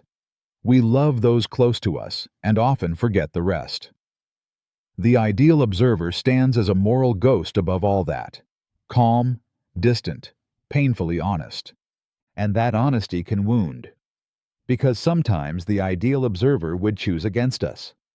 It might tell us our comfort is unjust, that our silence in the face of suffering is complicity, that what feels right isn't. It sees through our justifications like glass. There is no hiding from its gaze. It does not care about your excuses, your fatigue, your good intentions. It cares only about what's true. But this theory also offers a kind of hope, because it gives us a direction. We don't have to be perfect, but we can ask, what would I believe if I knew more? If I feared less? If I truly listened? In that question lies a path, not toward certainty, but toward a deeper, more courageous kind of morality. One that aspires not to please, but to do right, even when it hurts. Especially when it hurts. Disjunctivism. Disjunctivism draws a hard, unsettling line in the fog of human perception. It says that seeing a real object and hallucinating that same object are not two versions of the same thing. They are fundamentally different experiences. On the surface, they might feel identical. You reach for the glass of water, whether it's real or not.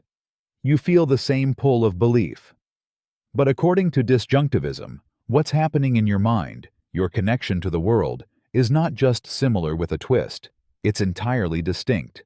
We live inside our senses. Vision, sound, touch. They stitch together the world we trust. But what happens when that trust breaks? When your mind tells you a voice is there that isn't. When your eyes insist on a presence that doesn't exist. Most theories say the experience of perception and hallucination must share a common factor, that the mind is doing something similar in both. Disjunctivism rejects that. It says no, to truly see is to be in direct contact with the world. A hallucination is not a broken version of perception. It's something else entirely. This has profound consequences, because it means perception is not something that just happens inside you. It's a relation between you and the world. When you see a tree, you are not building a mental model of treeness inside your head. You are encountering it, as it is, with all its rough bark and shifting leaves. And when that connection is severed, by drugs, by mental illness, by dreams, you are no longer perceiving. You are adrift, inside something that only looks like seeing. Disjunctivism doesn't just split perception from illusion. It splits us from the comforting lie that our senses are always trustworthy. It exposes how fragile that link is. That what we call reality hangs on something as delicate as direct contact. Lose that, and you don't just see wrong. You're cut off from the real. But in this starkness, there's something powerful. Because disjunctivism insists that when you do see, truly see, you're not locked in your head. You're touching the world. You're not trapped behind your eyes. You're connected. And that connection, however fleeting or fragile, is real. Not just in feeling, but in fact.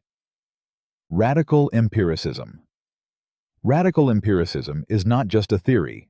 It's a way of being in the world that refuses to look away from experience, no matter how raw, fragmented, or fleeting it might be. First proposed by William James, it takes the idea of empiricism, knowledge through experience, and pushes it to its absolute edge. It says, not only do we know the world through experience, but everything that matters, objects, thoughts, feelings, connections, is experience. Even the relations between things, the invisible glue that holds our world together, are not abstractions. They are felt, lived, real. This view changes everything. In traditional philosophy, experience is often treated as something passive, a stream of sensations flowing into a blank mind. Radical empiricism explodes that illusion. It says that our experiences are not isolated data points. They are woven together by the relations themselves, the tension between a question and its answer, the ache that connects love to loss, the subtle shift from one emotion to another. These transitions, these invisible movements, are part of reality, not just shadows cast by the mind. It means that when you feel a memory fade into longing, or a moment stretch into eternity, those aren't illusions. They are truths. The transitions, the moods, the atmosphere between thoughts, they matter as much as the thoughts themselves. The way the wind feels before a storm, the silence after a goodbye, the pause between breaths. Radical empiricism insists that those in-between moments are not gaps. They are substance. And in this view, the world becomes tender. Every encounter is a thread in the web of lived reality. There is no need to appeal to some cold, underlying structure beneath experience, no hidden machinery behind the curtain. What you see, feel, touch, remember, that is the world. Nothing deeper, nothing more real than this trembling, shifting stream of experience and the intricate ways everything flows into everything else. Radical empiricism is not just philosophy. It's a call to slow down, to notice the warmth between words, the meanings that live in gesture and glance. It teaches that reality is not built from things, but from the felt connections between them. And once you begin to feel those, the world becomes impossibly alive. Immanent critique. Immanent critique is not an attack from the outside. It is a quiet, surgical rebellion from within. It's the kind of critique that doesn't scream or mock. It listens. It studies the logic, values, and principles of a system, and then holds it accountable on its own terms. It doesn't reject the house. It walks inside, turns on the lights, and shows where the walls don't meet, where the foundation cracks, where the system contradicts itself. This method isn't about smashing ideas.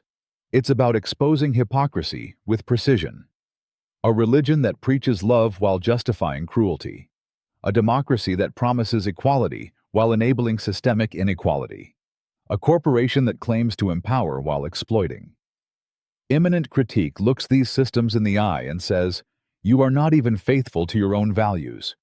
It forces a system to reckon with its own mirror. This is what makes it so powerful and so dangerous, because it's not easy to dismiss. It doesn't rely on foreign ideologies or alien standards. It says, if you truly believe what you claim to believe, then you must change.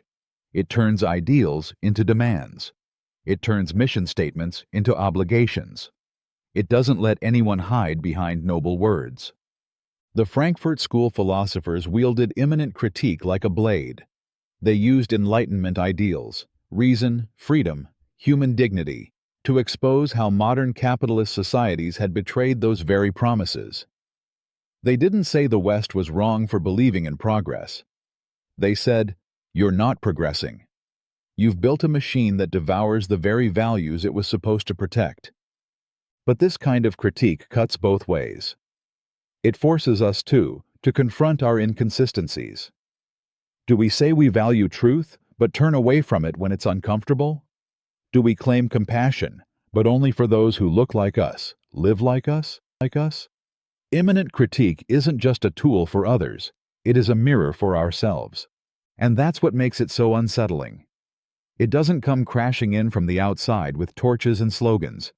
It whispers from within the heart of a belief system and says, live up to what you already claim to be.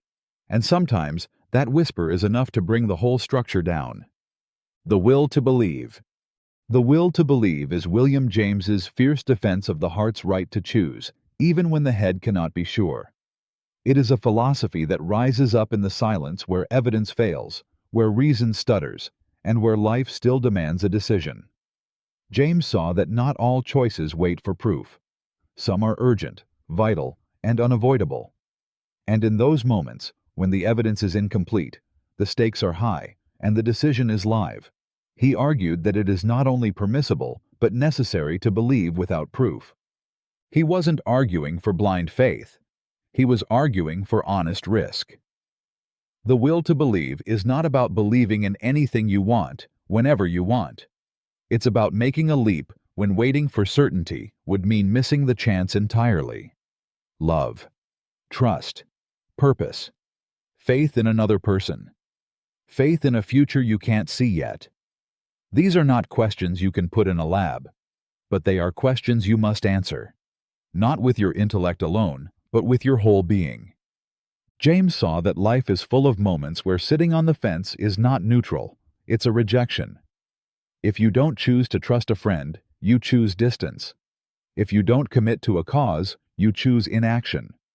If you wait for absolute proof of love, meaning, or God, you may wait forever and miss the only moment you ever had to decide. In those moments, James says, let belief be born of hope, not fear. He called it a genuine option, a decision that is momentous, unavoidable, and balanced between belief and disbelief. In such moments, to demand perfect evidence is not rationality. It is cowardice dressed as caution. The will to believe is not reckless. It is courageous. It faces uncertainty and chooses anyway. This philosophy reaches beyond the academic. It touches the aching, pulsing core of human experience. Because we are constantly forced to act without guarantees, to love without knowing if we'll be loved back, to create without knowing if we'll be understood, to live without knowing what any of it means. The will to believe is the soul's answer to silence, a defiant yes, whispered into the void. The principle of charity. The principle of charity is a rare and radical act of intellectual grace. It asks you, before you judge, before you refute, before you tear down someone's idea, strengthen it. Interpret their argument not in its weakest, most convenient form, but in its strongest, most reasonable version. Not because they deserve it, not because you agree, but because truth demands it. Because real understanding starts not with the urge to win, but with the courage to listen generously. This principle is not about being nice, it's about being rigorous. It says, if your goal is to find what's true, not just to feel superior, you must give your opponent their best shot. Assume they are intelligent. Assume they mean well. Assume they are not idiots, even if they're wrong. And in doing so, you not only respect them, you respect the argument itself. You step beyond tribalism, beyond outrage, and into something far rarer, actual dialogue. It's tempting to do the opposite, to strawman, to mock, to twist someone's point into absurdity so it's easier to defeat. We do it in politics, online debates, even in our relationships. But that instinct, so satisfying in the moment, is intellectual cowardice. It protects the ego, not the truth. It wins applause, not insight. The principle of charity demands the opposite: humility, effort, discipline. You must try to see what they were really trying to say, not just the words they used, but the meaning behind them. This is hard, especially when the person speaking offends you, scares you, or holds views you despise. But the stronger you build their argument, the stronger your response must be. And if their view still stands after you've made it as fair and solid as possible, maybe, just maybe, it deserves to. But if it collapses after you've honored it, then you've truly learned something about the idea, about them, about yourself. The principle of charity is not weakness. It is the highest form of intellectual strength. It means you don't fear opposing views. You meet them at their best. And in that space, stripped of mockery and distortion, something rare happens. Real thought, real change, real connection.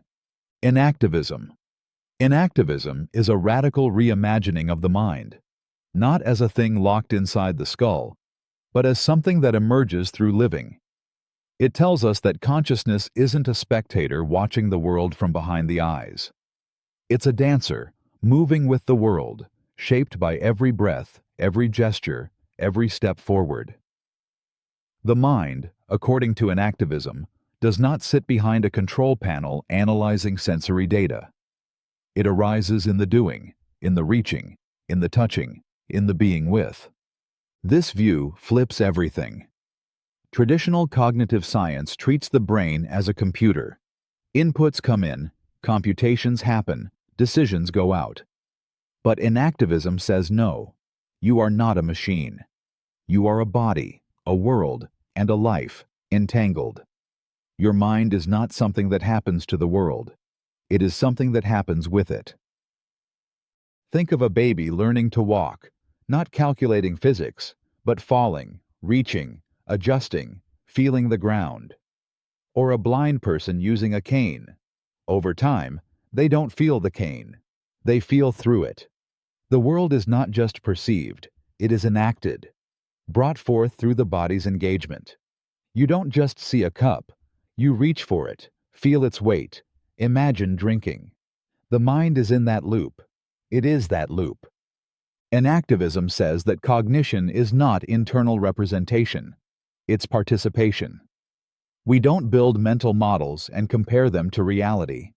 We live, and in living, we make meaning. The mind is not a mirror of the world. It's a conversation with it. And that conversation is shaped by our history, our emotions, our culture, and our physical form. This changes how we think about everything: emotion, perception, even suffering. You are not a mind stuck in a body. You are a being in motion. And healing, learning, even knowing cannot be separated from the environments we inhabit. Depression isn't just in the brain. It's in how the body moves, how the world feels. Joy isn't just a mental state. It's in the rhythm of life when things flow. Inactivism offers no final answers. But it offers something deeper. A way to return to your body, your breath, your surroundings, and find, in that living dance, a mind more alive than any thought alone could ever be. Phenomenal conservatism. Phenomenal conservatism is a quiet, defiant stance in the chaos of doubt. It says, if something seems true to you, you are justified in believing it, until you have a good reason not to. It trusts the first light of awareness, the flicker of clarity before skepticism creeps in. Not because seeming is always right, but because it's where knowing begins. It's a philosophy built not on arrogance, but on the simple human truth that we have to start somewhere. You look out the window and see a tree. You don't pause to prove it exists. You just believe. You feel pain, remember a face, grasp a math problem, and trust what appears to you. Phenomenal conservatism defends this trust. It says that when things seem real, seem coherent, seem true, we have prima facie justification to accept them. Not unconditionally, not blindly, but honestly, until something better comes along. This principle is not gullibility. It doesn't say we should believe anything that pops into our minds. It doesn't protect belief from evidence. What it does is protect us from paralysis, from the endless regress of needing justification for every tiny piece of experience. It stops the skeptic's spiral before it swallows everything. It gives you permission to trust your mind, not because it's infallible, but because it's all you have. Imagine living in a world where you needed proof to trust every sensation, every memory, every impression. You would drown in hesitation. Phenomenal conservatism offers a life raft. It says, believe what seems true, but be ready to revise. It strikes a fragile balance between openness and caution, between naive certainty and crippling doubt. This idea becomes even more powerful when the stakes are personal. When your feelings tell you something is wrong, even if you can't yet explain why. When you sense someone is lying, when you feel danger in the room, when something doesn't sit right. Phenomenal conservatism whispers, you don't need permission to trust yourself. But it also warns you to stay awake. Because seeming isn't knowing. It's just the beginning. The first spark. The first guess. A starting point that demands curiosity, humility, and above all, the willingness to change. Deconstruction. Deconstruction is not destruction. It is not tearing things down for the sake of chaos. It is a scalpel, precise, unrelenting, and deeply unsettling. Created by Jacques Derrida, deconstruction is a way of reading that reveals what texts try to hide. Their contradictions, their shaky foundations, their buried assumptions. It's the philosophical act of pulling the thread from a beautiful tapestry and watching the whole image tremble, not to ruin it, but to show you how it was stitched together in the first place. At the core of deconstruction is one radical insight. Language is unstable. Words don't have fixed meanings. Every word carries shadows of other words, echoes of other meanings. A text never simply says what it says. It depends on things it leaves unsaid. It contradicts itself while pretending to be whole. And so, when we read, we are not uncovering a pure truth. We are walking a tightrope over a void of infinite interpretations. Derrida didn't want to replace truth with confusion. He wanted to make us see that certainty is a performance, a fragile balancing act between presence and absence, voice and silence. A word like justice, for example, sounds solid, noble, final. But when you look closely, when you deconstruct, you see it depends on its opposite, injustice. You can't define it without what it excludes. And the boundaries begin to blur. Justice becomes haunted by what it denies. Deconstruction is not limited to philosophy or literature. It lives in law, politics, identity, even love. It asks, what binaries are holding this up? What assumptions are being smuggled in? What voices are being silenced for this story to make sense? It turns self and other, man and woman, civilized and savage, into questions, not answers. It exposes how often meaning is maintained by force, through power disguised as logic. To deconstruct is to refuse to be hypnotized by clarity, to stand in the murk of meaning and keep listening. It is uncomfortable. It is endless. It offers no final message, no closure. But what it gives is deeper. The ability to see language not as a window to truth, but as a living labyrinth, beautiful, dangerous, and always just beyond your grasp. Linguistic relativism. Linguistic relativism is the unsettling idea that the language you speak doesn't just express your thoughts, it shapes them. It suggests that the very structure of your grammar, your vocabulary, even the metaphors baked into your speech, carve the boundaries of your perception. You don't just speak language. You see through it. You feel through it. You are born into it like a sky, and everything you know is colored by its light. This isn't just about words, it's about reality. A culture that has dozens of words for snow doesn't simply describe it more accurately. It experiences it differently. A language that doesn't have past and future tense doesn't just speak about time differently. It lives in a different relationship to it. If your language assigns gender to objects, you might unconsciously imagine the moon as feminine, the sun as masculine. These aren't quirks, they're lenses, and they shape everything: memory, identity, morality, even emotion. Linguistic relativism breaks the illusion that thought is universal. It says your inner world, what you notice, what you value, what you fear, has been scaffolded by the language handed to you before you could speak. You didn't choose it. You inherited it. And in that inheritance, your mind was trained. It doesn't mean people from different languages can't understand each other. It means they may not be experiencing the same world, even when standing side by side. The Hopi people don't divide time the way English speakers do. The Piraha people of the Amazon have no fixed words for numbers. Some indigenous languages don't separate nature from self. They don't even have a word for nature as a thing apart. So what happens to a worldview when separation is never spoken? This idea is both beautiful and terrifying. It means language is not just a tool, it's a cage and a key. It means that by learning another language, you don't just gain new words, you unlock new ways of seeing. It means that to understand someone deeply, you may have to step outside your own mind and into the architecture of theirs. And maybe, just maybe, the world you think is real is only one version among many, hidden in the grammar of a tongue you've never spoken. Waiting. Compatibilism. Compatibilism is a quiet rebellion against the ancient war between free will and determinism.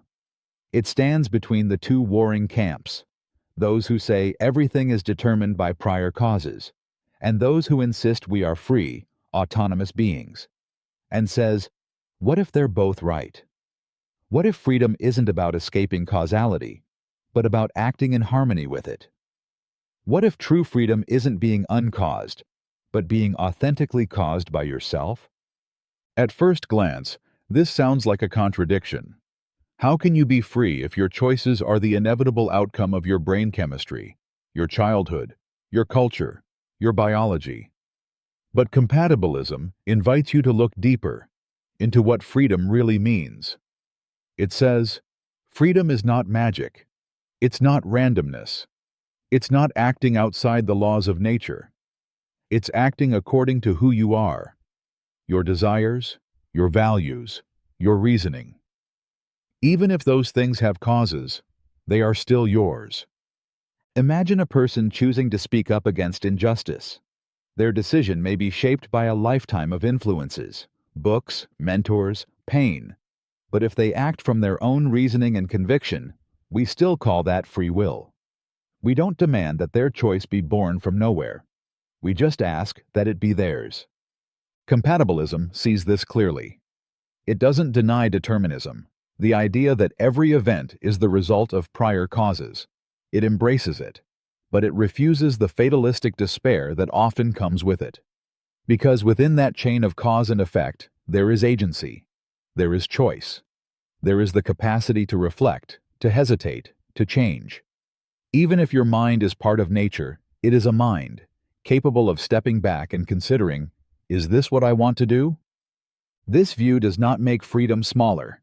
It makes it real. It rescues it from myth and grounds it in the complexity of human life. Yes, we are shaped by forces beyond us, but we are also shapers. Freedom is not the absence of cause, it's the presence of authentic authorship. And compatibilism whispers something quietly revolutionary. You don't need to break the laws of nature to be free. You just need to act like yourself, and mean it. The original position. The original position is not a place.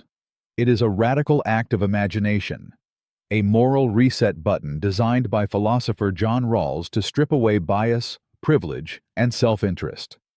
It asks you to picture yourself behind a veil of ignorance, a thought experiment where you know nothing about who you will be in society. You don't know your gender, race, wealth, religion, intelligence, health, or family. You are simply a mind about to enter the world, with no clue where you'll land. And then you're asked, what kind of society would you design if you had to live in it, but had no idea whether you'd be rich or poor, sick or healthy, powerful or powerless? This is the heart of Rawls' original position. It's a moral laboratory, a place where fairness is not corrupted by self-interest, because self-interest has been made impossible. Behind the veil, you can't rig the rules to favor yourself. You don't know who yourself is. So you are forced to care about everyone. You become, In that moment, truly just. This isn't utopian dreaming. It's a brutal, logical challenge. Would you design a world where the poorest suffer if you might be one of them? Would you defend a system where healthcare is a luxury, knowing you might be born dying? Would you tolerate a justice system that fails some, if you could be the one it fails? From this veil emerges Rawls' famous principle, that a just society is one where inequalities are only allowed if they benefit the least advantaged. Not because everyone ends up the same, but because no one is left behind. It's a theory that doesn't ask what's best for you, but what's best for someone you might become. The power of the original position is its humility. It doesn't assume you are the center of the moral universe. It forces you to imagine being anyone, the outcast, the prisoner, the child born into war. And in doing so, it cracks open the illusion that justice can ever be real when designed from a throne. Behind that veil, you see clearly. Not because you know everything, but because, for once, you know nothing about yourself. And in that emptiness, fairness is born. Veil of ignorance. The veil of ignorance is a thought experiment with a blade hidden in its simplicity. Imagine you're tasked with designing the rules of a society, laws, rights, power, wealth.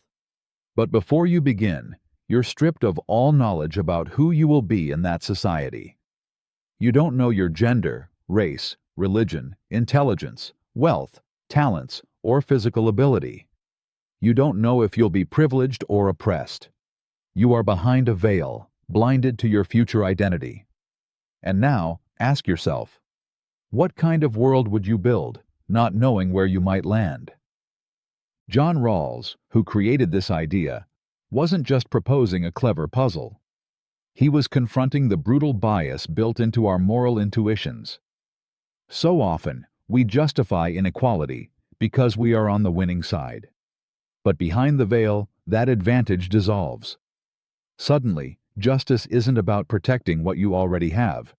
It's about protecting yourself if you had nothing. And that fear, that radical vulnerability, becomes the birthplace of fairness. Would you design a world where healthcare is a privilege if you didn't know whether you'd be born sick or poor? Would you make education dependent on zip code if you might land in the worst one? Would you allow discrimination if it could target you? Behind the veil, cruelty stops being abstract. It becomes personal, and morality begins to shed its hypocrisy. This thought experiment reveals something haunting. Much of what we call justice is just the defense of our own advantage. But when your identity is removed, when your ego, your history, your tribe is stripped away, you begin to see society not as a ladder to climb, but as a structure to survive. The veil forces you to see with the eyes of the forgotten, the powerless, the voiceless. And if you take that seriously, your sense of justice changes forever. The veil of ignorance doesn't just challenge political theory. It reaches into your core. It asks, could you still defend the world you live in if you had to live in it blindly? And if not, then what are you defending? The categorical imperative. The categorical imperative is not just a rule. It is a demand from the depths of reason itself. Immanuel Kant carved it into the heart of moral philosophy like a blade. Act only according to that maxim which you can at the same time will to become a universal law. In simpler words, before you do anything, ask yourself, what if everyone did this? If the answer leads to a broken world, you have no right to act. If it leads to dignity, order, and coherence, then your action stands justified, not by feeling, not by outcome, but by principle. This is morality without shortcuts. No excuses, no exceptions. No lying, just this once. No stealing, because I need it more. No betrayal, because they deserved it. The categorical imperative doesn't bend for circumstance. It doesn't ask what you want. It asks what would happen if your desires became universal law. And it leaves you no place to hide. Kant believed that morality had to come from reason alone, not from God, not from culture, not from fear of punishment or hope of reward. If it is to mean anything, it must be grounded in something we all share, the rational capacity to choose what is right. And that rightness must be unconditional, not based on what it gets you, but on what it is. To follow the categorical imperative is to stand in awe of autonomy, not just your own, but everyone else's. It means treating people not as tools, not as means to your ends, but as ends in themselves. It means seeing the stranger on the street with the same sacred weight as your own reflection. No one is less, no one is disposable, because to will something as universal is to bind yourself to the dignity of others. But this is not easy. The categorical imperative is relentless. It demands moral clarity in a world built on compromise. It asks you to do the right thing even when it hurts, even when no one sees, even when it costs you everything. Not because you'll be rewarded, but because to do otherwise would betray the very idea of being a moral being. In that silence, when no one is watching, when no one will know, Kant's voice echoes. What if everyone did what you are about to do? And your answer is your character. Trolley problem. The trolley problem is more than a thought experiment. It's a moral gut punch, a haunting question disguised as a simple choice. A runaway trolley is hurtling down the tracks toward 5 people tied up and unable to move. You stand next to a lever. If you pull it, the trolley will divert to another track, where only one person is tied up. Do you pull the lever? Do you sacrifice one life to save 5? At first, the logic seems coldly clear.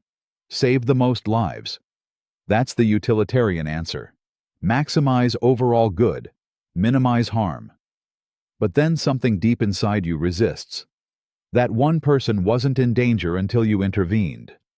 If you pull the lever, you're not just letting someone die, you're causing their death. That's where deontological ethics kicks in. It says, some actions are wrong no matter the outcome. Killing is wrong, even to save more lives. And now you're split. Between head and heart, between outcome and principle, between doing harm and letting harm happen. There is no clean escape, no perfect answer. That's the brilliance and the cruelty of the trolley problem. It forces you to confront the horrifying gray space where morality lives. But it doesn't stop there. The scenario shifts. What if, instead of pulling a lever, you had to push a man off a bridge to stop the trolley with his body? Same outcome. 5 saved, 1 dead. But now the distance between you and the act has collapsed. Now it's personal, visceral. Your hands, your choice, your guilt. Why does it feel different? The numbers haven't changed. You have. The trolley problem isn't about trains or levers or math. It's about the unbearable weight of ethical decision-making. It's about the difference between letting harm happen and doing harm. About what we are willing to become in order to save others. It forces us to ask, is morality about consequences or about who we are when we choose? And long after the tracks go quiet in your mind, the question lingers, what would you do? And what does that say about you? Tabula rasa. Tabula rasa, Latin for blank slate, is the idea that every mind begins as pure potential, unmarked, unwritten, untouched by instinct or destiny. No innate knowledge, no inborn truths, just an open page, waiting to be written by experience. It is one of the most powerful, hauntingly human ideas in philosophy, championed by John Locke and echoed through centuries of psychology, education, and political theory. It says that who you are is not carved into you at birth. It is built, moment by moment, word by word, wound by wound. This view defies the idea of fate. It rejects the notion that we are prisoners of blood, biology, or divine will. Instead, it insists, you are shaped by what happens to you. That child in the cradle doesn't carry ancient wisdom. She carries possibility. And every sound she hears, every touch she feels, every smile or absence of one. These begin to write the story. And for better or worse, that story becomes her. Tabula rasa is liberating. It means no one is born a criminal, a genius, a saint, or a monster. It means intelligence, virtue, cruelty. These are not gifts or curses handed down at birth, but outcomes of what the world has poured into us. It gives hope to education, therapy, redemption. It fuels revolutions that say we can change society by changing the stories we tell our children. But it is also terrifying. Because if all we are comes from what we're given, what happens to the ones given nothing? Or worse, violence, neglect, lies? Tabula rasa makes us responsible, not just for our actions, but for the world we create for others. It reminds us that every life we touch, we write on. And yet, we are not just blank slates. We become authors too. We start to write ourselves, to take control of the narrative, to challenge what was written in pain and replace it with something braver, kinder, freer. That is the hope within the theory, that we are not fixed, that even if we were once empty, we are now becoming, constantly rewritten by every moment we choose to wake up and live differently. Cogito, ergo sum. Cogito, ergo sum. I think, therefore I am, is not just a phrase. It is a scream in the void, a desperate anchor thrown into the abyss of doubt. When René Descartes set out to question everything he could possibly doubt, he found that even the ground beneath his mind could vanish.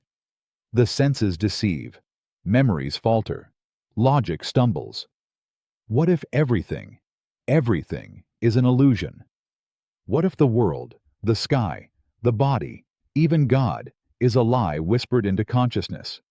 And yet, amid that unraveling, one thing remained: the fact that he was doubting, thinking, questioning. There was a thought, and for a thought to exist, there must be a thinker.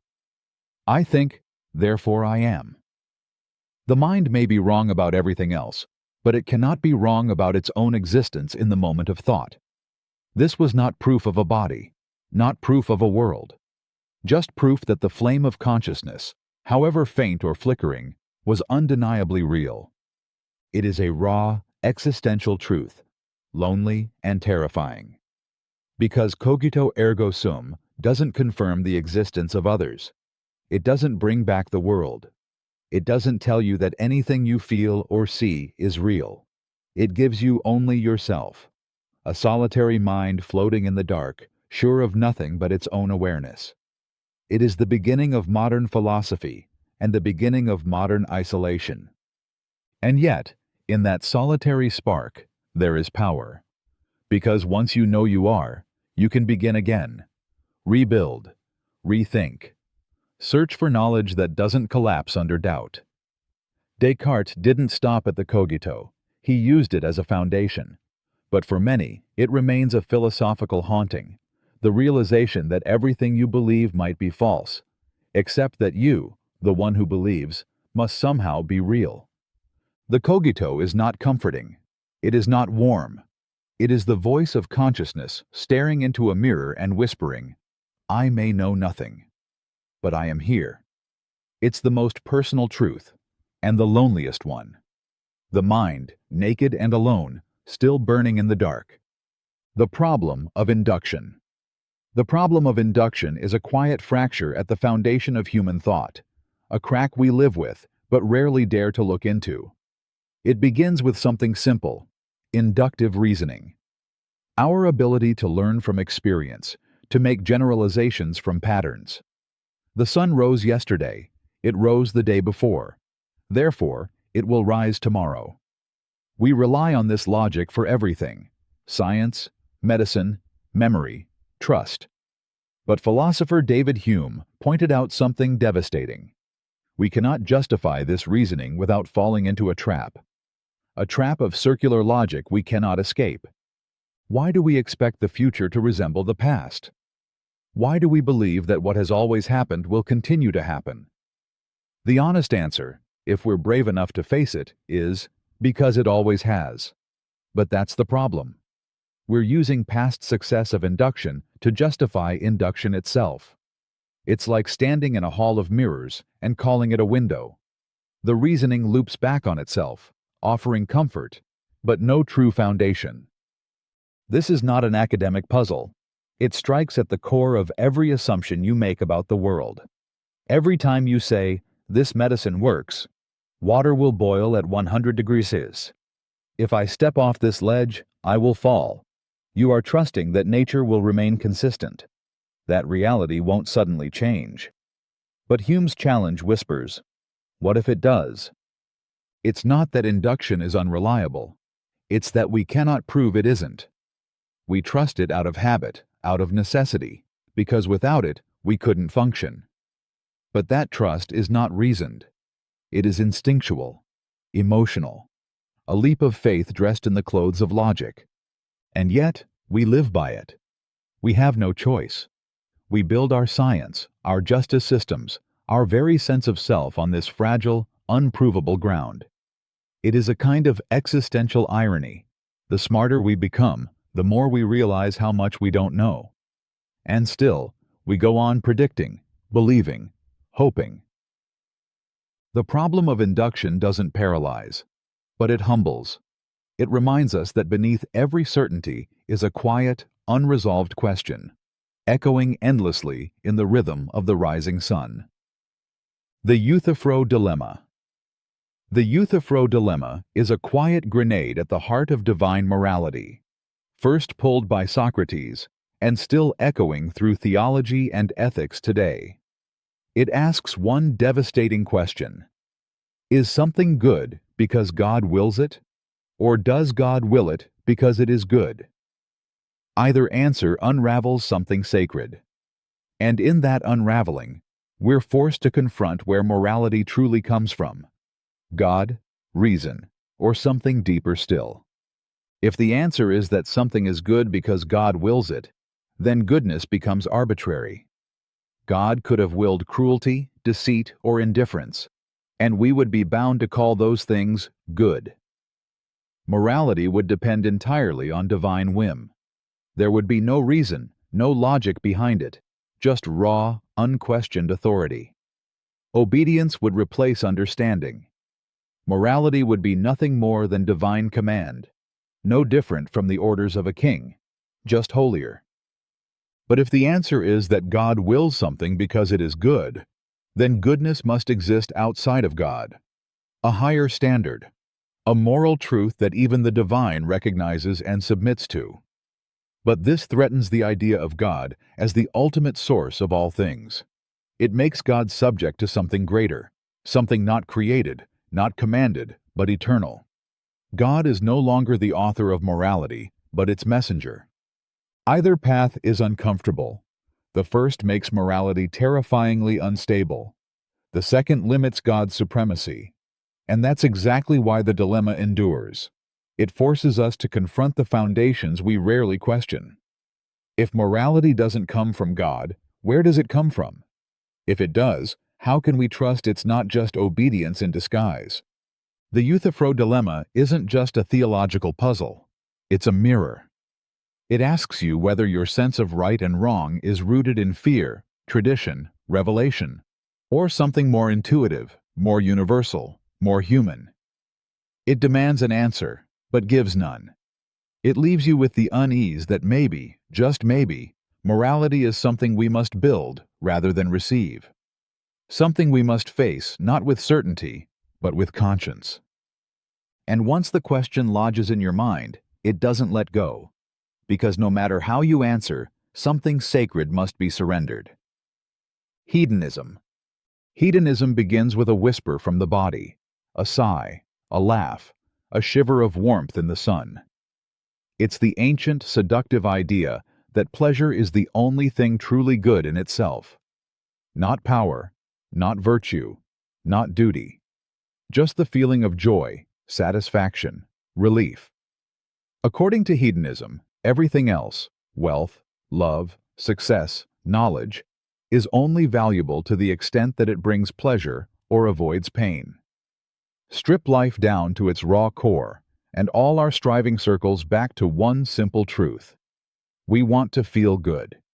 It sounds selfish, even shallow, but look deeper, and you'll see something honest, something most moral systems try to decorate or deny. Why do we say cruelty is wrong? Because it causes pain. Why do we admire kindness, friendship, beauty? Because they bring comfort, connection, delight. Pleasure is not a luxury in this view, it's the foundation. It's not about indulgence, it's about meaning. Because without pleasure, what would make life worth living? Epicurus, one of hedonism's most misunderstood defenders, didn't chase constant indulgence. He warned against it.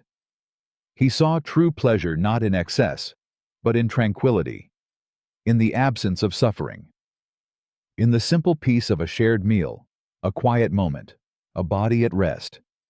Hedonism, for him, wasn't a feverish pursuit of highs. It was the art of knowing what enough feels like. But the idea still burns. Because if pleasure is the highest good, what happens to sacrifice? To pain endured for truth, for love, for others? What about the mother who suffers for her child? The artist tormented by beauty? The soldier who chooses death over dishonor? Do their agonies become meaningless in a hedonistic world? This is where the idea becomes dangerous and honest. It forces us to ask, do we suffer for something greater, or just to avoid suffering later? Are we noble, or are we calculating? And if all the masks were stripped away, would it all lead back to pleasure, to its presence, or its promise? Hedonism does not apologize. It holds your gaze and says, you do everything you do because you want to feel good, or stop feeling bad. And whether that truth liberates or unsettles you depends on what you believe about what joy is worth. Existential angst. Existential angst is not ordinary fear. It is not the dread of losing a job, being alone, or even dying. It is deeper, quieter, more suffocating. It is the raw anxiety that rises when you strip life down to its core and realize there is no script, no grand purpose written in the stars, no external authority telling you who to be, what to want, or why you're here. You are radically free. And that freedom, instead of feeling liberating, feels like standing on the edge of a cliff with no ground beneath your feet. This is the terror that thinkers like Kierkegaard, Heidegger, and Sartre wrestled with. When you accept that existence precedes essence, that you are not born with a fixed identity or destiny, but must create it yourself, you begin to feel the unbearable weight of that responsibility. Every choice matters. Every action defines you. There is no one to blame, no fate to fall back on, just you, and the dizzying awareness that you are shaping a life out of nothing. Existential angst comes not from having too little meaning, but from having to make meaning in a world that offers none by default. It is the nausea Sartre spoke of, the feeling that everything is absurdly there, objects, people, routines, all waiting for you to assign value that may never truly stick. It is waking up and realizing the mask you wear might be all there is. That the self you present is not a revelation, but a construction. That nothing is stopping you from becoming someone else, except your own fear of the unknown. And in that fear, there is paralysis. What if you choose wrong? What if the life you build is a lie? What if the freedom you hold is a curse you never asked for? This is the quiet horror behind modern life, the sense that beneath the busyness, the noise, the obligations, there is a void staring back at you, asking, who are you really? But this angst is not just despair. It is also the beginning of authenticity. It is the moment when illusion falls away, and you see, perhaps for the first time, that nothing is stopping you from becoming real, except you. Dual aspect theory. Dual aspect theory is a quiet rebellion against the mind-body split that has haunted philosophy for centuries. It says that mind and matter, thought and substance, inner and outer, soul and flesh, are not separate things fighting for dominance. They are two faces of the same reality. Like light seen as wave or particle, or a coin held between two fingers, what we call mental and physical are not different substances, but different aspects of one unified existence. This theory doesn't take sides in the ancient war between materialism and idealism. It doesn't say the mind is just the brain, a ghost locked in neurons. It also doesn't claim the world is all mind, a dream dressed up in physics. Instead, it says something deeper, that what we experience as thought and what we measure as matter are parallel reflections of the same unknown essence, a mystery that shows one face to introspection and another to observation. You feel pain. That's the mental side. A scan lights up your nervous system. That's the physical side. Two languages, one event. Two dimensions of being that never fully translate, but always point to the same source. This is not metaphor. It's an attempt to bridge the unbridgeable, to explain why the world inside your head and the world outside your body are so intimately linked, yet so impossibly different. Dual aspect theory is radical because it refuses reduction. It won't flatten consciousness into chemicals or matter into illusion. It demands that we take both seriously, what it feels like and how it behaves. And it suggests that behind every experience, behind every atom, lies something deeper that is neither mind nor matter, but something else, something we can only see in fragments. It's not a solution. It's a surrender, a bow to the mystery of being. Because maybe the world is not made to be divided into mind or matter. Maybe that division was the first illusion, and behind it lies the truth we can never quite hold, that you are not a machine with a mind or a spirit in a body, but a single, indivisible event of being, seen from two impossible directions at once. Moral relativism. Moral relativism is the unsettling idea that there are no absolute truths in ethics, that what is right or wrong depends entirely on where you are, when you are, and who you ask. In one culture, arranged marriage is sacred. In another, it's oppression. One generation condemns same-sex love. Another calls it a human right. Moral relativism doesn't take sides. It steps back and whispers, maybe there are no universal rules, only stories we tell ourselves, shaped by time, place, and perspective. This idea is not comfortable. It shakes the ground beneath our judgments. If morality is relative, how can we condemn genocide, slavery, cruelty? If those acts were once accepted or even praised by the societies that practice them. But moral relativism doesn't excuse those things. It exposes the fragility of moral certainty. It shows how easy it is to believe we are right simply because our culture taught us so. And it demands a terrifying kind of humility, the possibility that we too might be wrong. It means that your deepest moral convictions about justice, fairness, dignity may not come from some cosmic truth, but from your upbringing, your community, your language. If you were born somewhere else, into different myths, different laws, different gods, you might believe the opposite of what you believe now. And that thought alone is enough to make some people rage, others despair. But moral relativism is not moral nihilism. It doesn't say nothing matters. It says that what matters is shaped by context, that different people can live by different moral codes, and that disagreement does not always mean one side is evil. It forces us to listen, not just argue. To ask why someone believes what they believe, not just whether they agree with us. Still, the tension never leaves. We crave absolutes. We want to say, this is right, that is wrong. We want to stand somewhere solid. But moral relativism pulls the floor away and asks, can you still act with integrity, knowing your values are not eternal? Can you still be kind, knowing your kindness is cultural? Can you still fight for justice, knowing your vision of justice is one of many?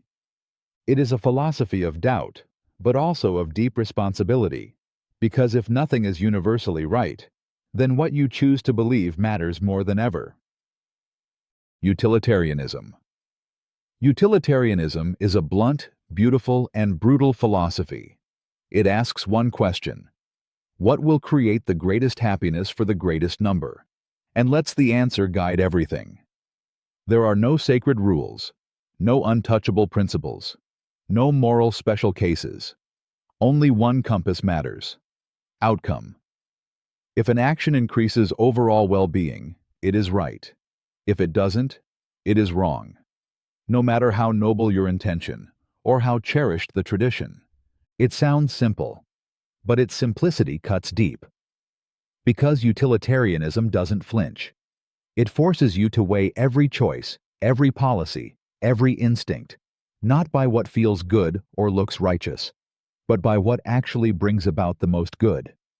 It makes no promises of purity or justice, only math, only results. Would you sacrifice one to save five? Would you lie to prevent a war? Would you abandon what's fair to prevent what's worse? And that is its power and its danger, because it strips away the comforting illusion that morality is clean. Utilitarianism demands that we look at consequences, even when they make us uncomfortable. It dares to ask if sometimes cruelty can serve kindness, if sometimes the most ethical act feels like betrayal.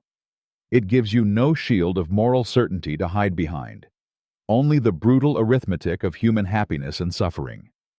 But it also offers something rare, a morality that stretches beyond the self, that sees every person, friend, stranger, enemy, as equal in value.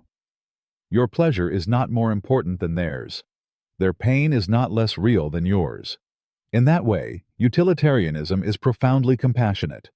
It doesn't just ask what's right for you, it asks what's right for everyone. Yet the cost is constant calculation. Every decision becomes a balancing act. Every life weighed. Every benefit and harm tallied. There are no perfect answers, only trade-offs. And sometimes, the right thing may feel horribly wrong. Still, utilitarianism burns with a single, unwavering hope that we can make the world better, not through dogma or divine command, but through reason, empathy, and the courage to face the consequences of our choices. Not what feels right, but what does the most good, even when it hurts, especially when it matters. Deontology. Deontology is the ethics of obligation, the belief that what is right doesn't depend on what happens after, but on the action itself. It says morality is not a calculation, it's a commitment, a duty, a rule that holds, even when it hurts, even when it costs, even when it leads to suffering. Because for a deontologist, to act ethically is to act with integrity to principle, not to gamble with consequences. This is the moral philosophy of Immanuel Kant, who believed that certain actions are categorically right or wrong, regardless of outcome. Lying is wrong, even to save a life. Promises must be kept, even when breaking them would bring more happiness. Why? Because people are not tools. They are not means to an end. They are ends in themselves. And to treat another person as a stepping stone to some greater goal is not just impolite, it is immoral. Deontology asks, what if your action became a universal law? Would the world still function? Would it still be just? This is the categorical imperative, Kant's razor-sharp test for moral action. If you wouldn't want everyone else to act the way you're acting, then you shouldn't do it. It's not about your feelings. It's not about the consequences. It's about whether the act respects the dignity of others and of yourself as a rational being. This ethic is strict, sometimes painfully so. It offers no easy escape, no loopholes of circumstance. It demands consistency. It demands that you be willing to do the right thing, even when no one is watching, even when doing so breaks your heart. To the deontologist, morality is not a path of convenience. It is a vow. And yet, there's something deeply human in its rigor. In a world where people bend ethics to fit their goals, deontology insists on lines that do not bend. It defends the value of principle in a universe that often rewards compromise. It tells us that some things are sacred, not because of what they lead to, but because of what they are. Deontology doesn't ask if the ends justify the means. It asks, who will you become, based on what you're willing to do? And can you live with that answer, no matter the cost? Stoicism. Stoicism is not indifference. It is not apathy. It is power, quiet, unshakable, earned power over the one thing no one can ever take from you, yourself.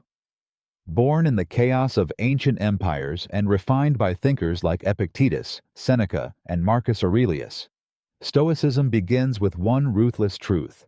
Most of life is beyond your control. The weather, the market, other people's opinions, the sickness in your body, the ending of things you love. You cannot stop these. You never could. But you can always control how you respond. This is the Stoics' creed. Control what you can, accept what you can't. It sounds simple, but to live it, to truly live it, is to fight a lifelong battle within. It means watching disappointment rise in your chest and choosing not to be ruled by it. It means meeting insult with composure, betrayal with clarity, death with dignity. It means waking up each day knowing the world owes you nothing and loving it anyway. Stoicism doesn't ask you to suppress emotion. It asks you to master it. Anger, fear, grief, they're not sins. They're signals. But you are not a slave to them. You are not the storm. You are the ship. You cannot calm the sea, but you can hold the wheel. Stoicism gives you that wheel. It trains the mind like a blade, sharpened by reflection, discipline, and the constant question, is this within my power? And if it's not, let it go. That's the Stoics' brutal grace.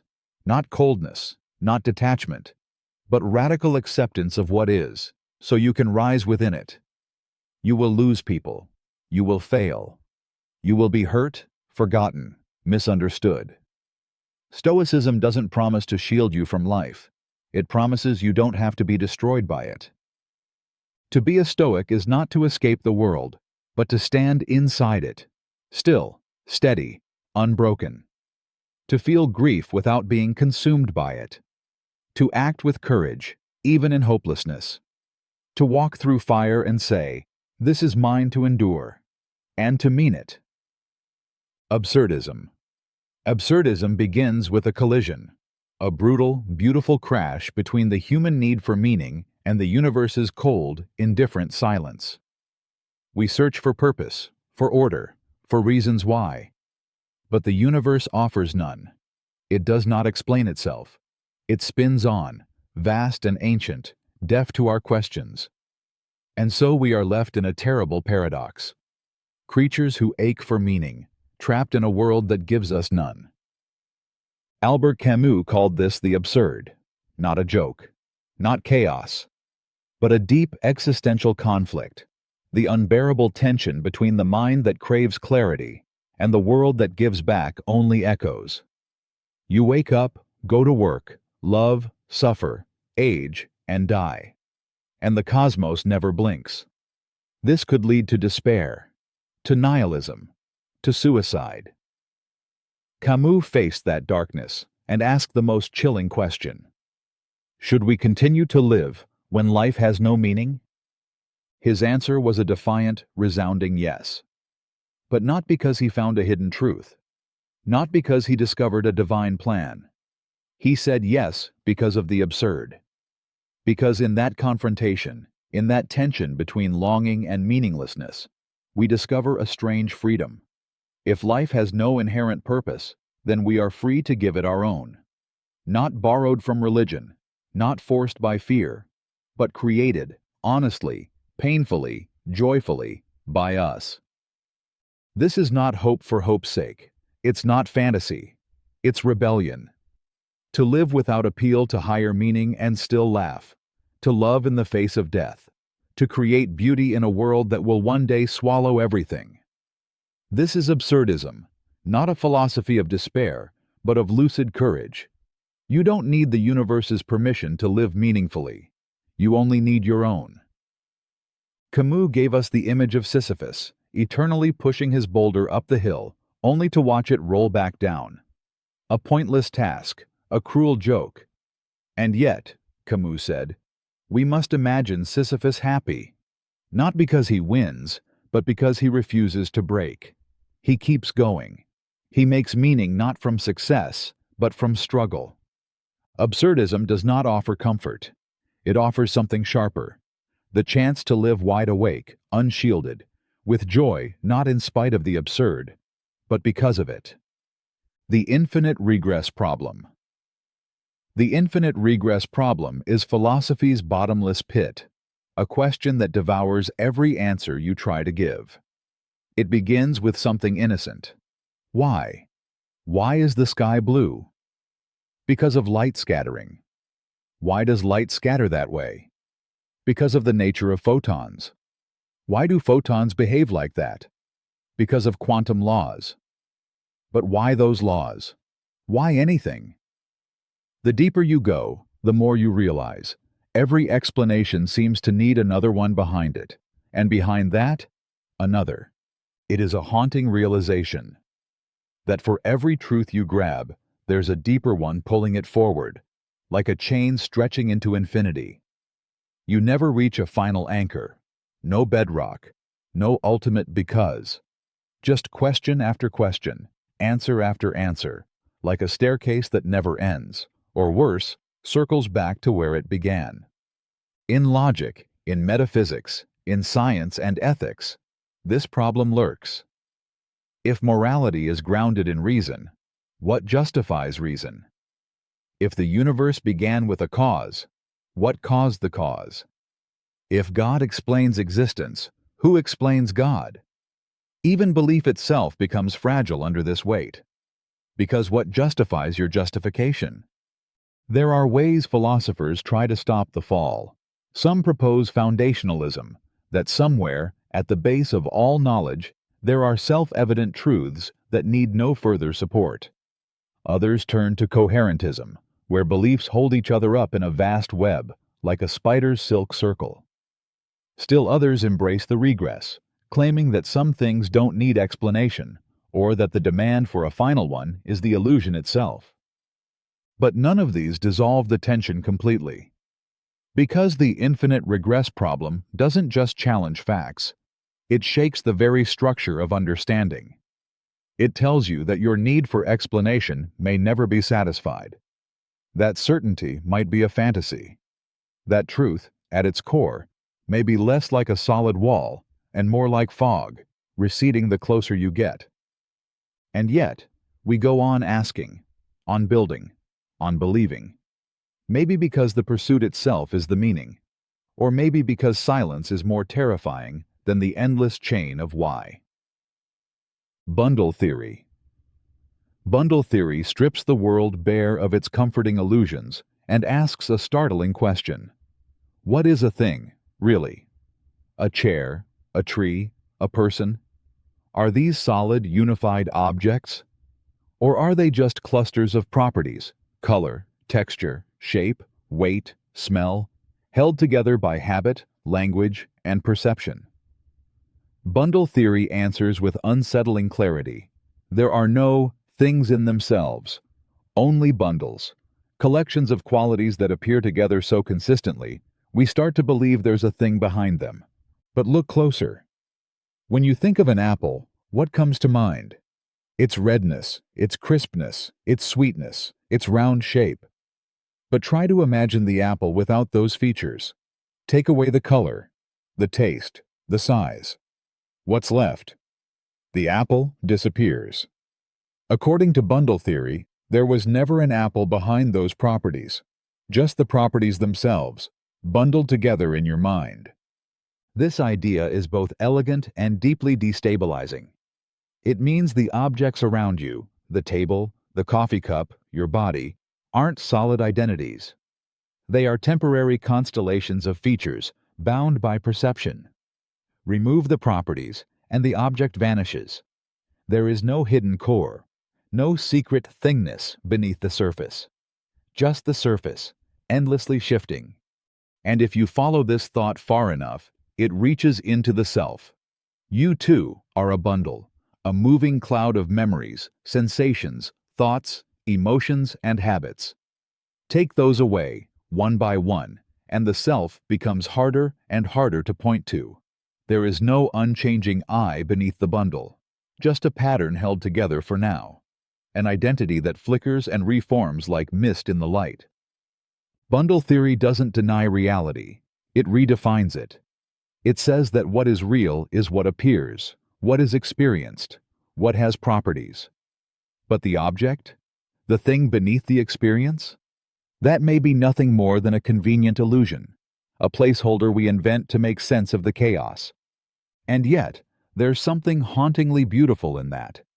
If everything is a bundle, then the world is not made of fixed, dead things, but of experiences, patterns, appearances, ever-changing, infinitely rich, never quite what we thought they were.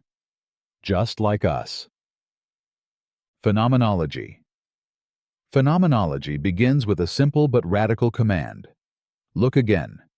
Not at theories, not at assumptions, not at what you think is there, but at experience, exactly as it is, raw and immediate, before your mind begins to explain it. Before labels, judgments, categories. Before science tells you it's neurons, and religion tells you it's the soul. Just what appears, to you, right now. The light through the window, the ache in your chest, the taste of memory on your tongue. That is where phenomenology begins. Founded by Edmund Husserl and carried forward by minds like Heidegger, Merleau-Ponty, and Sartre, phenomenology is not a theory about reality. It's a method of returning to it. It tells you to bracket your assumptions, to suspend belief in what you've been told things are, and instead describe how they show themselves in consciousness. Not what the chair is made of, but how the chair feels in the moment you encounter it. Not what time is, but how time moves through you when you wait, when you remember, when you fear the future. This practice is deeply intimate and profoundly difficult. Because our minds are fast, we interpret automatically. We don't just see a face. We see a stranger, a threat, a friend, a flaw. We don't just hear words. We hear tone, meaning, intention, insult. But phenomenology asks, what did you actually experience before you judged it? That silence, that sensation, that flicker of being. Don't explain it. Describe it. Feel it. Phenomenology is not concerned with proving what's real out there. It's concerned with how the world is given to us, how we encounter it through our bodies, our moods, our memories. It dissolves the sharp line between subject and object, showing that meaning doesn't live in things alone, but in the space where they meet us. The world isn't just seen, it is lived. To practice phenomenology is to reclaim experience from abstraction.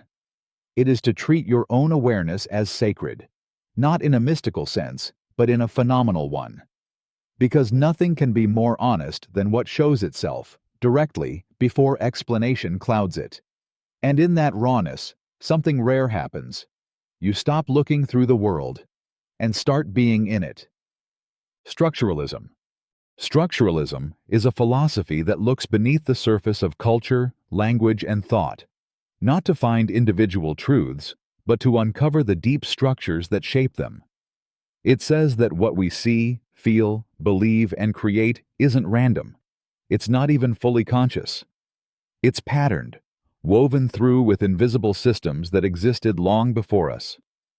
We do not invent meaning. We inherit it. We operate inside frameworks that define what is possible, what is thinkable, what is even real. This idea began in linguistics with Ferdinand de Saussure, who showed that language is not a chaotic collection of words, but a structured system of signs. Words don't mean anything on their own. They mean something only in relation to other words. Hot only makes sense because it's not cold. Father means something only because there's mother, child, family. Meaning lives in contrast, not in essence.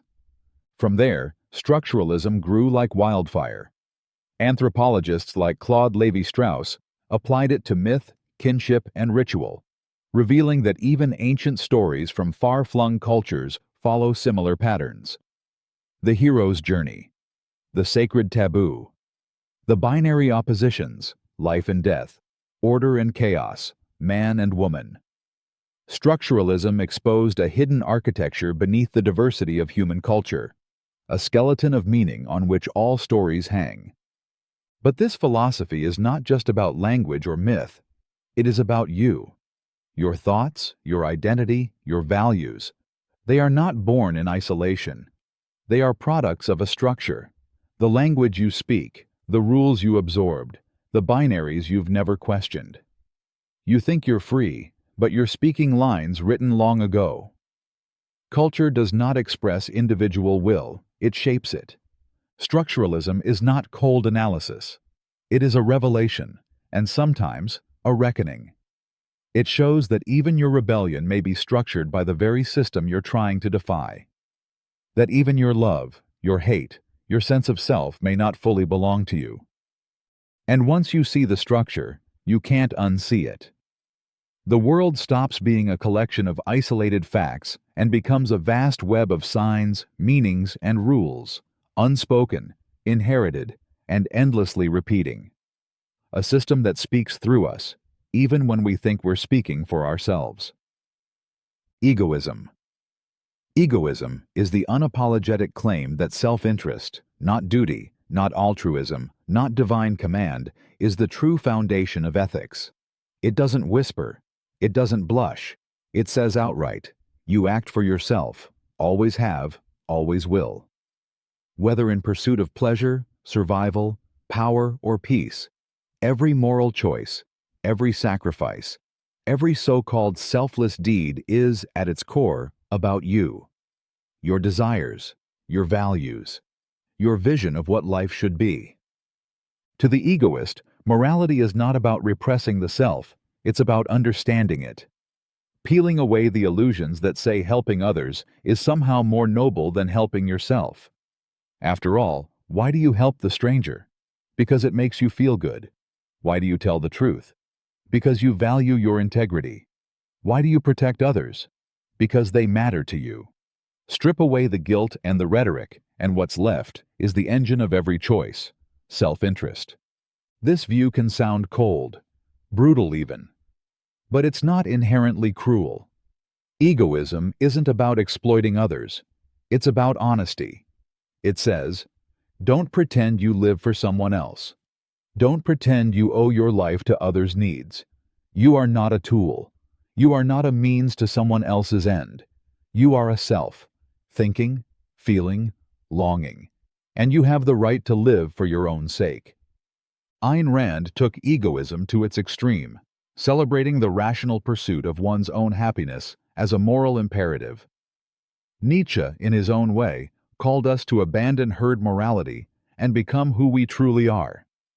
Even ancient thinkers like Epicurus hinted at this, that pleasure, peace, and fulfillment are not vices, but rightful aims of a conscious being.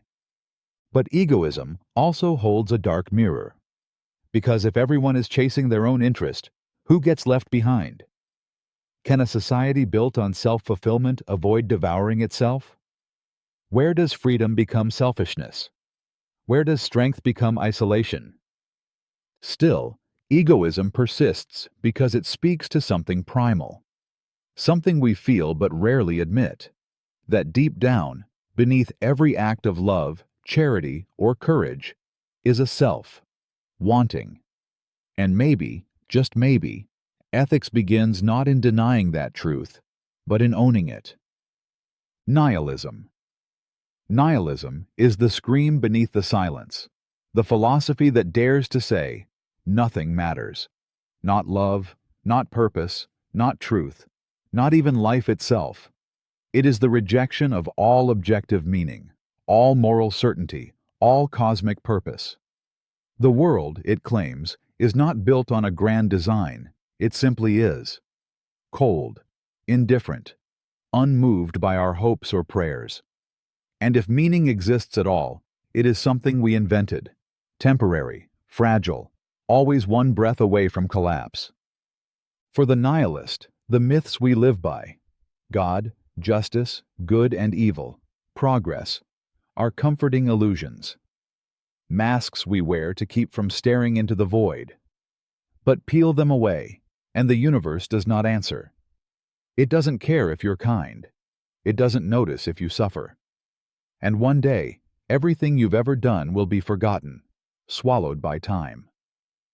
There is a deep, slow-burning horror in this view, not because it says life is painful, but because it says pain and joy alike are equally empty.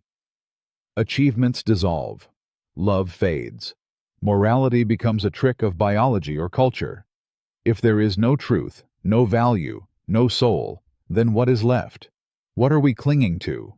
And yet, within that abyss, there is a kind of purity. Nihilism strips everything away. It doesn't offer hope. It doesn't lie. It simply holds up the mirror and says, "This is what's left when the stories fall apart."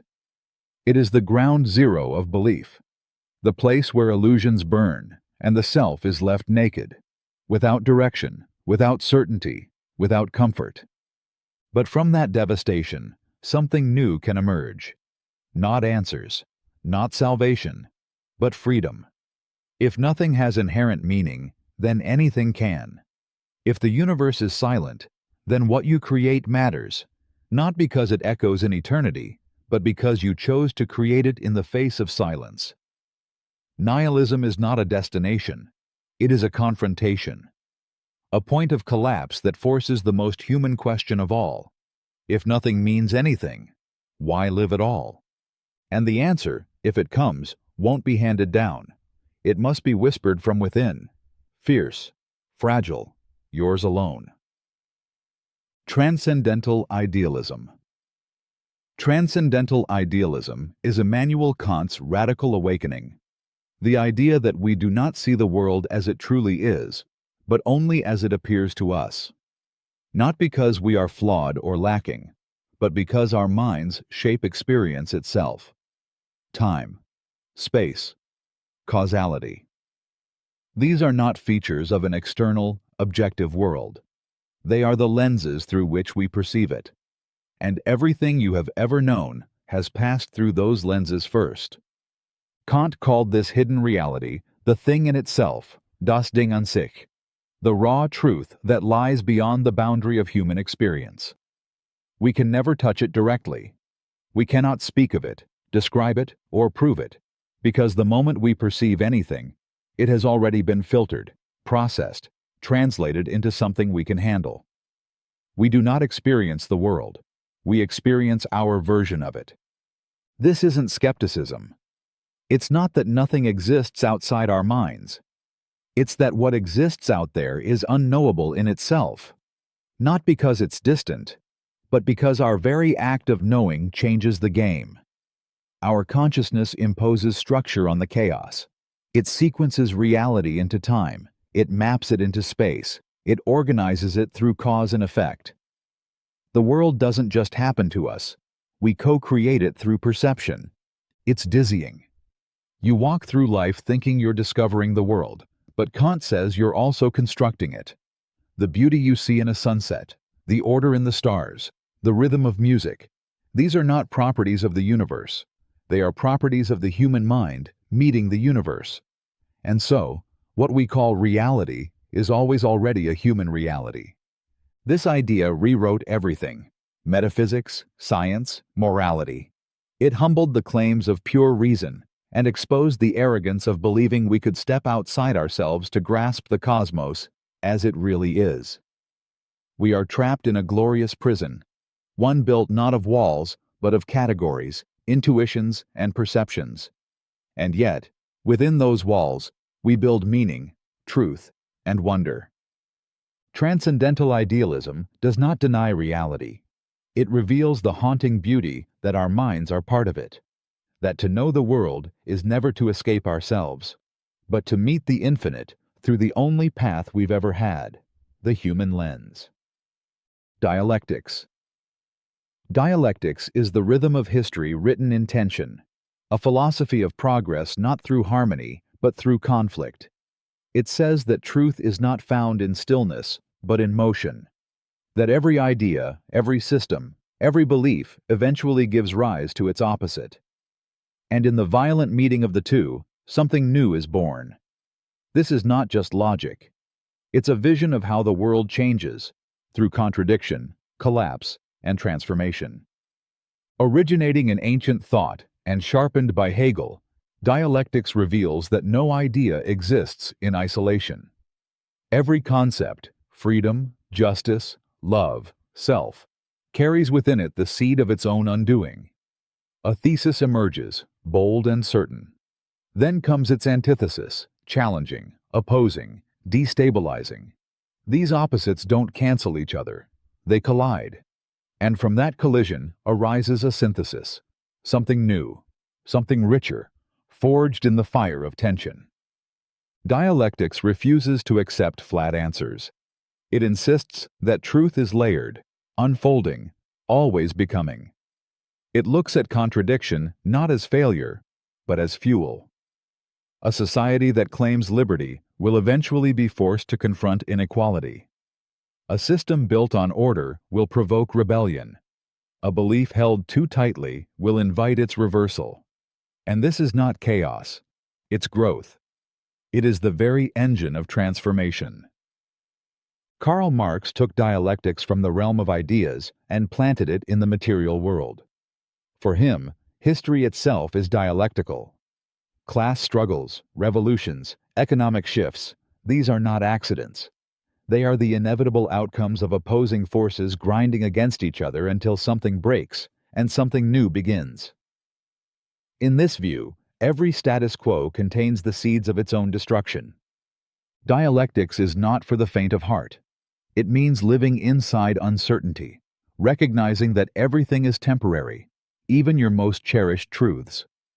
It demands that you listen to opposition, not to silence it, but to understand what it reveals about the limits of your current position. This philosophy teaches that we move forward not by avoiding contradiction, but by entering it, wrestling with it, letting it change us. And in that struggle between what is and what could be, we don't just learn, we become. Social contract theory. Social contract theory begins with a haunting question. Why do we obey? Why do we follow laws, respect rulers, pay taxes, surrender freedoms? What gives anyone the right to command us? At its core, this theory offers a bold answer, that authority is not divine, not natural, not born from blood or violence, but from agreement. A contract, a silent, unspoken pact among individuals who choose, for the sake of peace and survival, to live under rules instead of chaos. Imagine a world without laws, a state of nature, as Hobbes, Locke, and Rousseau each did in their own way. There, you are free. But that freedom is terrifying. There are no guarantees, no safety, only your strength, your cunning, your will to survive. Hobbes saw this world as brutal, a war of all against all, where life is solitary, poor, nasty, brutish, and short. And so, people agree to give up some freedom in exchange for protection. They form a state, a government, a shared power to keep order. But this surrender is not blind. It is conditional. If the ruler becomes a tyrant, if the law betrays the people, the contract is broken, and legitimacy vanishes. This is the fire inside social contract theory. Consent is the source of power, not fear, not God, not bloodline, but the collective will of the governed. Locke imagined a more optimistic vision, where people join together to protect their natural rights, life, liberty, property, and if government fails, they have the right to revolt. Rousseau, more radical still, believed true freedom wasn't the absence of rules, but the creation of laws by the people themselves. The general will, he called it, a force that binds not by oppression, but by shared purpose. But the theory's strength is also its illusion. When did we sign this contract? Did the poor, the colonized, the marginalized ever really agree? What if some people were born into a deal they never had the power to refuse? Social contract theory gives us the dream of legitimacy, but it also demands we ask, who had a voice in the agreement, and who still doesn't? It's a vision both noble and dangerous. It tells us that power can be just if it serves the people, and that obedience is not a duty, but a choice, one we must never stop examining. Empiricism. Empiricism is the philosophy of grounded truth, the belief that knowledge doesn't fall from the sky or rise from the depths of pure reason. It comes from experience, from the senses, from the grit and texture of the real world. What we see, hear, touch, taste, and feel. This is the soil where knowledge takes root. Empiricism demands that we look before we believe, that we test before we trust. It is a rejection of certainty for certainty's sake, a refusal to accept that truth can be found in abstract thought alone. Empiricism pulls us out of the mind's echo chamber and into the messy, imperfect world of observation and evidence. It says, don't just think it, prove it, and not with faith, not with authority, but with the raw data of lived experience. From Aristotle to John Locke to David Hume, empiricists have argued that we are not born with ideas. We are born with potential, a blank slate, and everything we come to know is written there by the world around us. Every theory, every belief, every principle must ultimately be traced back to something we've encountered through our senses. If not, it's just noise, fantasy, untested thought. But this view is not cold. It is honest. It reminds us how easily the mind can deceive itself, how prone we are to biases, illusions, wishful thinking. Empiricism grounds us. It makes us slow down, measure, observe, question what we think we know. It is the foundation of science, the guardian of skepticism, the enemy of dogma. And yet, there's a quiet beauty in it too, because it means the world speaks to us constantly, in colors, in textures, in patterns and sounds. It means that every answer we seek is out there, waiting to be found, not in some abstract realm, but in the veins of a leaf, the arc of a star, the tremble in a voice. Truth isn't distant, it's tangible. Empiricism doesn't give us perfect certainty. It gives us earned knowledge, knowledge paid for in attention, in effort, in experience. And it whispers over and over the most humbling and liberating truth of all: to know the world, you must be willing to see it first. Rationalism. Rationalism is the belief that truth lives not in the senses, but in the mind. That reason is the most reliable path to knowledge. It begins with a deep, defiant faith in human intellect, that beneath the chaos of appearances lies an order we can uncover not by touching, tasting, or seeing, but by thinking. The rationalist looks inward, not outward, and says, some truths are so clear, so necessary, they shine even in total darkness. This philosophy stands in stark contrast to empiricism, which trusts experience above all. The empiricist waits for the world to reveal itself. The rationalist closes their eyes and listens to the logic unfolding within. Think of Descartes, alone in doubt, sweeping away all assumptions until he reaches one indestructible certainty. Cogito, ergo sum. I think, therefore I am. Not because he saw it, but because he couldn't deny it without affirming it. Rationalism tells us that some knowledge is innate or can be reached by deduction alone, that mathematics, geometry, morality, even the concept of God, can be grasped through pure reason. The senses deceive, memories fade, appearances mislead. But reason, when properly applied, builds truths that cannot be undone. The triangle's angles always add up. The contradiction is always false. These are not observations. They are recognitions. And in this view, the human mind becomes something sacred, a mirror of the universe, a structure capable of uncovering the eternal through thought alone.